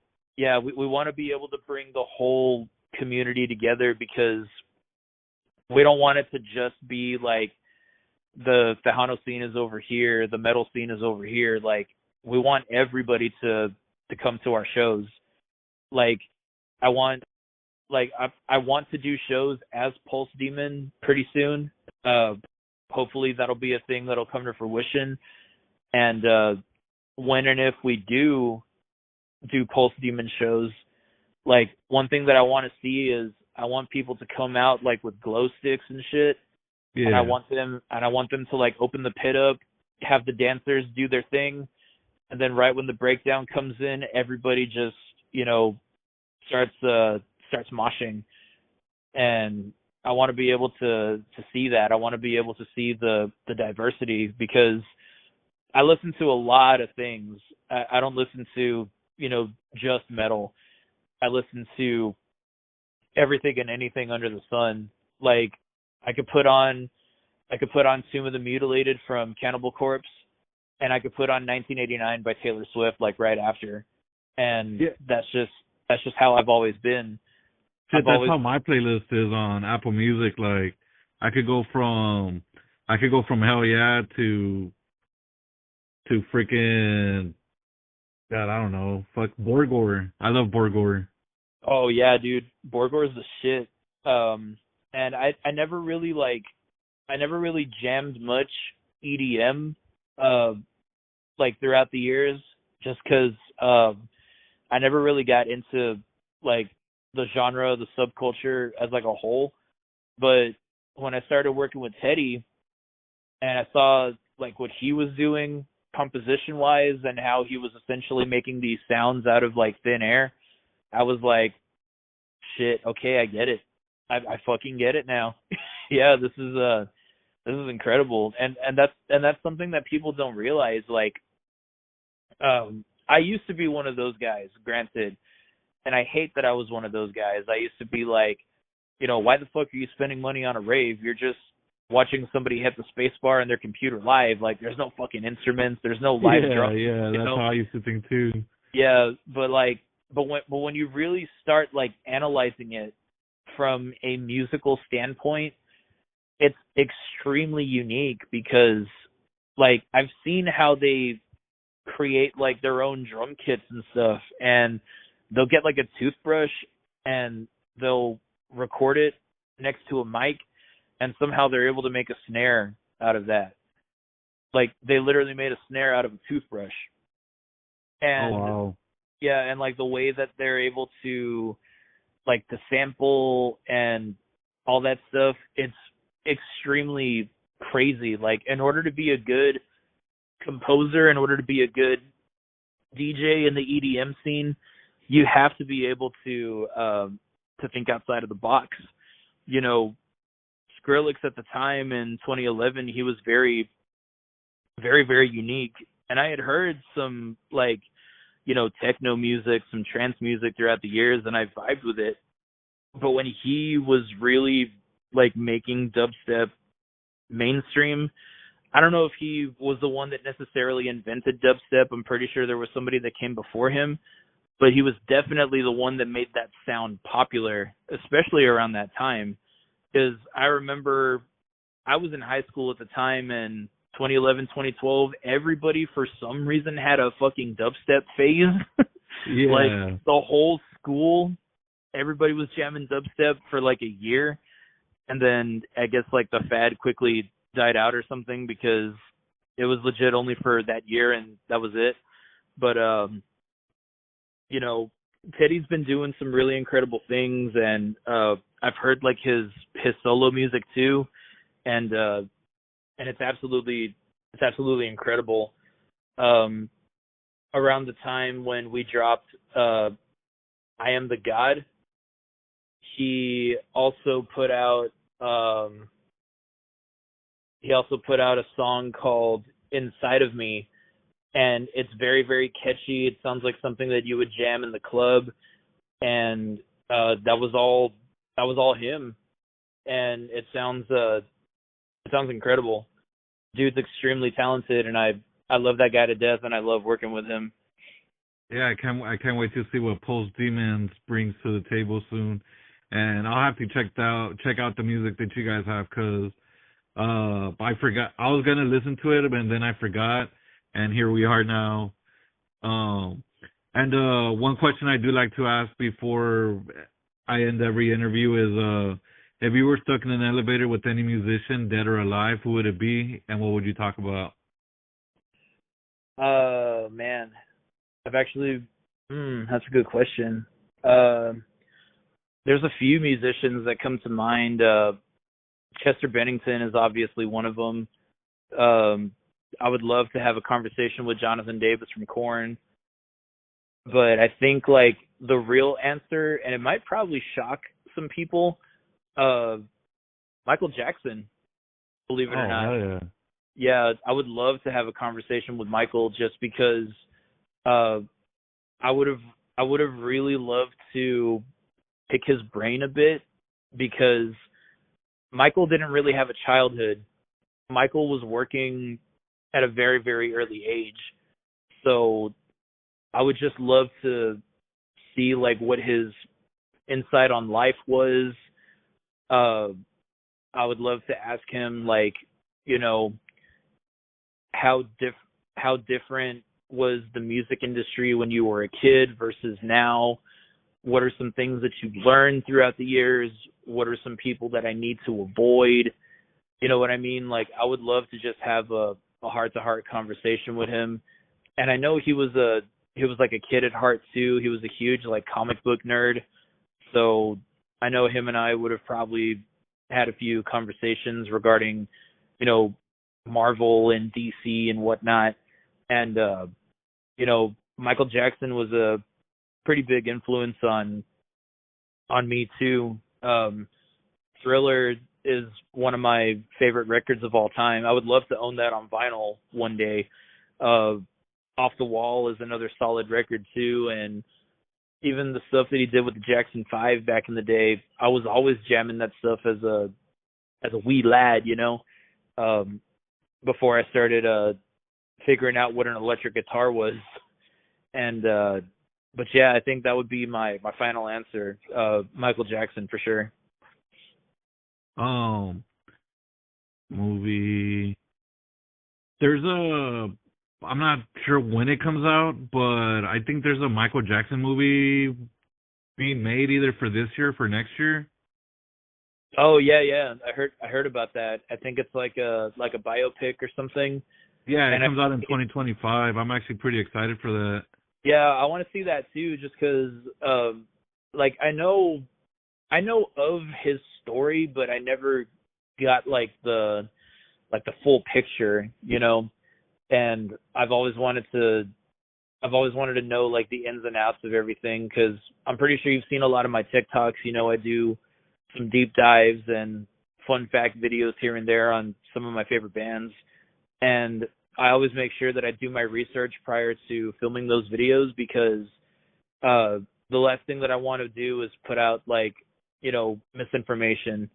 That's something that I don't want to do, and I guess it's the Aquarius within me. I always got to be right, you know, and I Yeah. always am right. God damn it! But No, you but know, you know what? You go pretty deep into what you talk about, like whether it be like Selena, because I think you've talked about Selena for like a little while or a few hmm videos, yeah, and like I love your Tony Hawk Pro Skater series, and like I love that because I think when you were doing it, like I had just recently purchased Tony Hawk Pro Skater 1 and 2 remaster for on my PlayStation, and oh I'm just sick. like hell yeah, dude, like after listening to him, I want to go play that. Like this is so much fun. hmm Yeah, and that's how I've always been. I always get hyper fixated on a lot of the stuff that I enjoy, whether it's music, anime, movies, Sonic the Hedgehog, whatever it may be.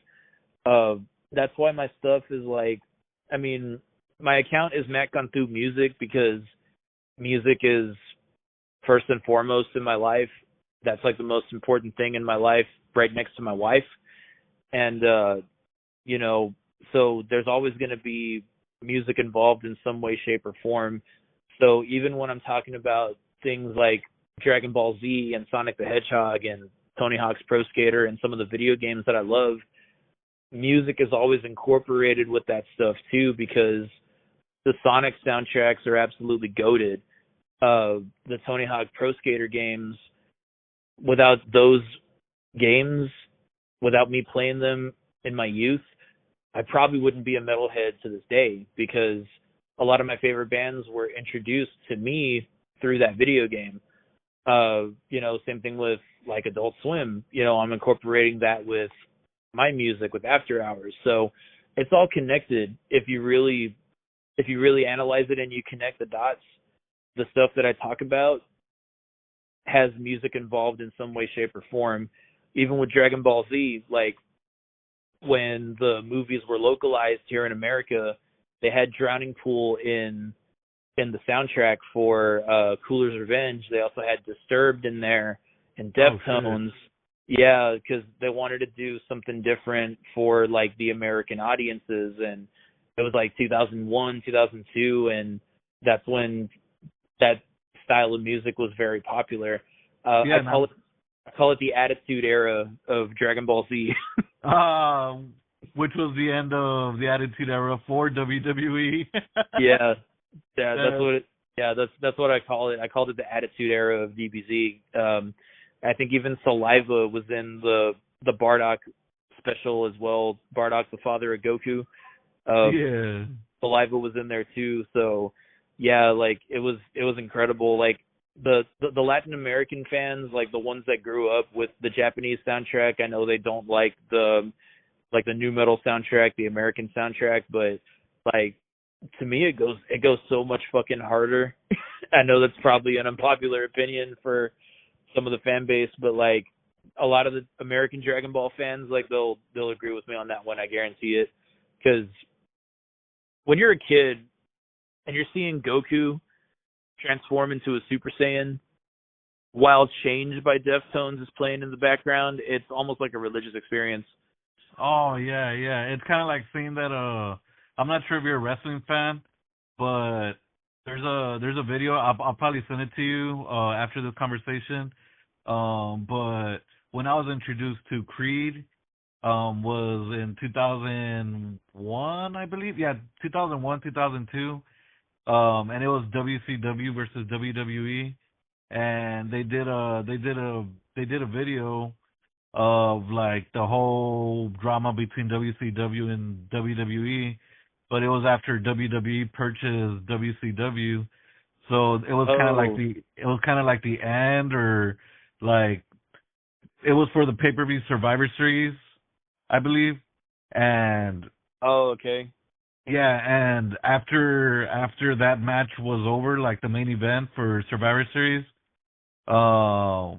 like there was no more WCW after that, but that video lives forever in my head, you know? Oh shit, well there you go.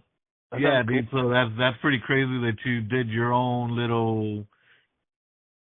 Damn, you brought back a lot of memories. Yeah, and ironically too, my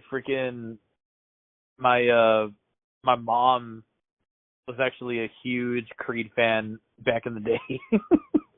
Yeah, and they'll be in Corpus Christi November 12th, I believe, or 11th.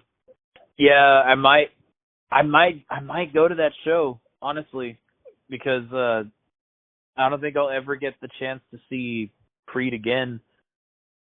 So I kind of really want to go to that, especially because like, Mark Tremonti, freaking guitar god, man.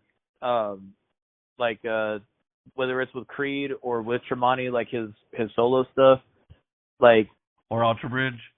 Yeah, or Alter Bridge too. Yeah, that's right. I forget he's in that band too. Like he's a very, very phenomenal guitarist, and I know for a fact he's influenced like a lot of my fellow guitarist friends as well. And talking about friends, I really quick want to send a shout out to the Last Days of War. I wanted to do that. Yes. I wanted to do that earlier, but I forgot. And yeah, shout out. Yeah, I love those guys, man. they're always very chill, very down to earth. Uh, I love those guys to death. They're always interacting with my content. We're always supporting each other. Oh yeah, that's awesome. Yeah, and then they're always in my DMs because they send me like every new video that comes out, and they always send them like during the day when I'm asleep because I work night shift. But I wake up and I watch them, and I'm like, oh shit, hell yeah, dude! Like they're grinding, they're out there, they're doing their thing. They just got put on the radio not too long ago in their Oh area. yeah, last week, Friday the 13th, when their latest single "Same" came out. Yeah, I'm really stoked for those guys, man. Like they're gonna do great. I really hope that they start touring pretty soon, and hopefully they start hitting up some Texas dates as well. Dude, I'm waiting for that too. Then you should open for them. Fuck yeah. Dude, I would be down, man. Like I would love to open up for them, like either as myself or as Pulse Demon, or maybe like a combination of both. Yeah. I'd be in heaven, dude. That would be a dream come true. And it'll be double the pay too. Yeah, double the pay. Yeah, like I would love to open up for artists such as like them, and I would love to open up for Shattered Sun. I would love to open up for like obviously El Nino, Korn probably. as well. Yeah, El Nino too. That would be a dream come true. There's a whole lot of like local talent in my area that's absolutely incredible.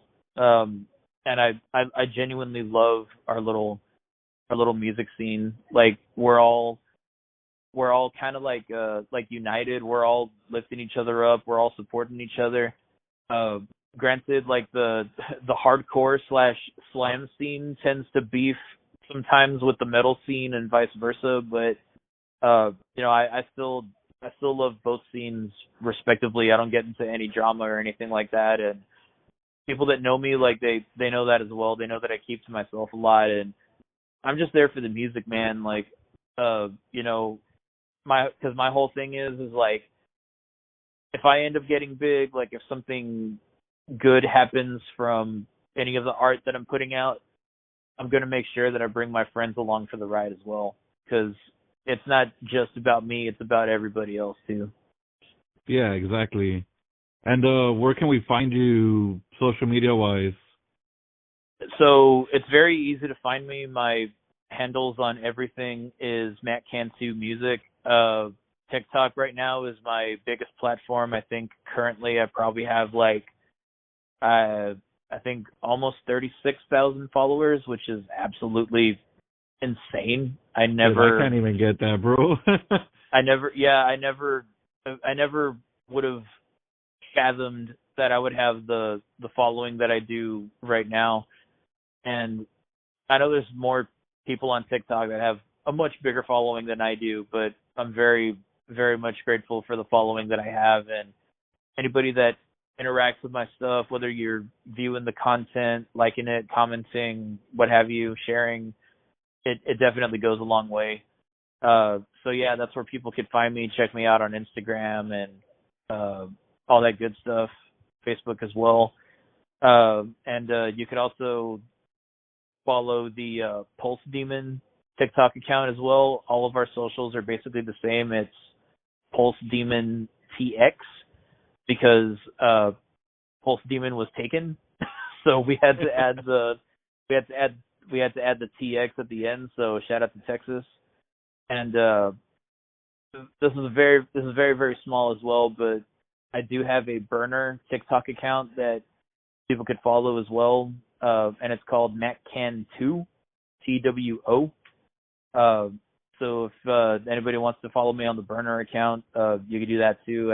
I tend to just post like little shit posts on there. I'm not really taking that account seriously, just because the only reason I created it was because I needed to have a business account to merge my merch on Fourth Wall to the TikTok shop. So that being said, I do have merch available as well. I got t-shirts, I got hats, I have all kinds of little things in the merch store, and Pulse Demon right now is coming out with a T-shirt as well. It's currently on pre-order for $25.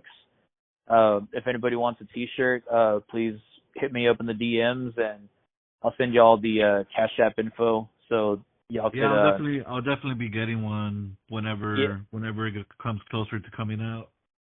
yeah, that sounds good. That way, yeah, that way we could, because we have a goal with the T-shirt orders right now. So basically, from what our T-shirt plug had told us was, if we sell 12 T-shirts with this pre-order, um, the minute that our T-shirt plug gets his bag, he's gonna give us 300 T-shirts to sell and to give out or what have you. So the minute that we get these 12 pre-orders in, the quicker we could put out more T-shirts, even more designs as well, and they'll basically be printed like on demand at that point. So it's gonna help us out a lot as artists at the end of the day. But yeah, we got to get those pre-orders in. I don't know if there's a deadline or when the deadline is, but yeah, if anybody wants to buy some T-shirts, hit your boy up. We're collecting money for pre-orders currently. Yeah, I'm definitely gonna send you some probably sometime next month. Hell yeah, And dude. I'm excited. I'm excited for you, dude. I can't wait to see what the future brings. And it's time to go eat some buffalo sauce. Hell yeah, dude. Gotta get the buffalo sauce. Maybe I'll make a sequel about ranch one of these days. I'll think about Ooh. it. And also, guys, don't forget that I also have Music and Beyond T-shirts available. I only have a little bit left, so I got large and extra large. So if you need a shirt, hit me up. And remember to check out Matt Cantu on all his social media and his music as well too. Post Demon, they have two songs out now. And I want to thank everybody for listening. I want to thank Matt for being here with us tonight. And remember that without music, life would be a mistake.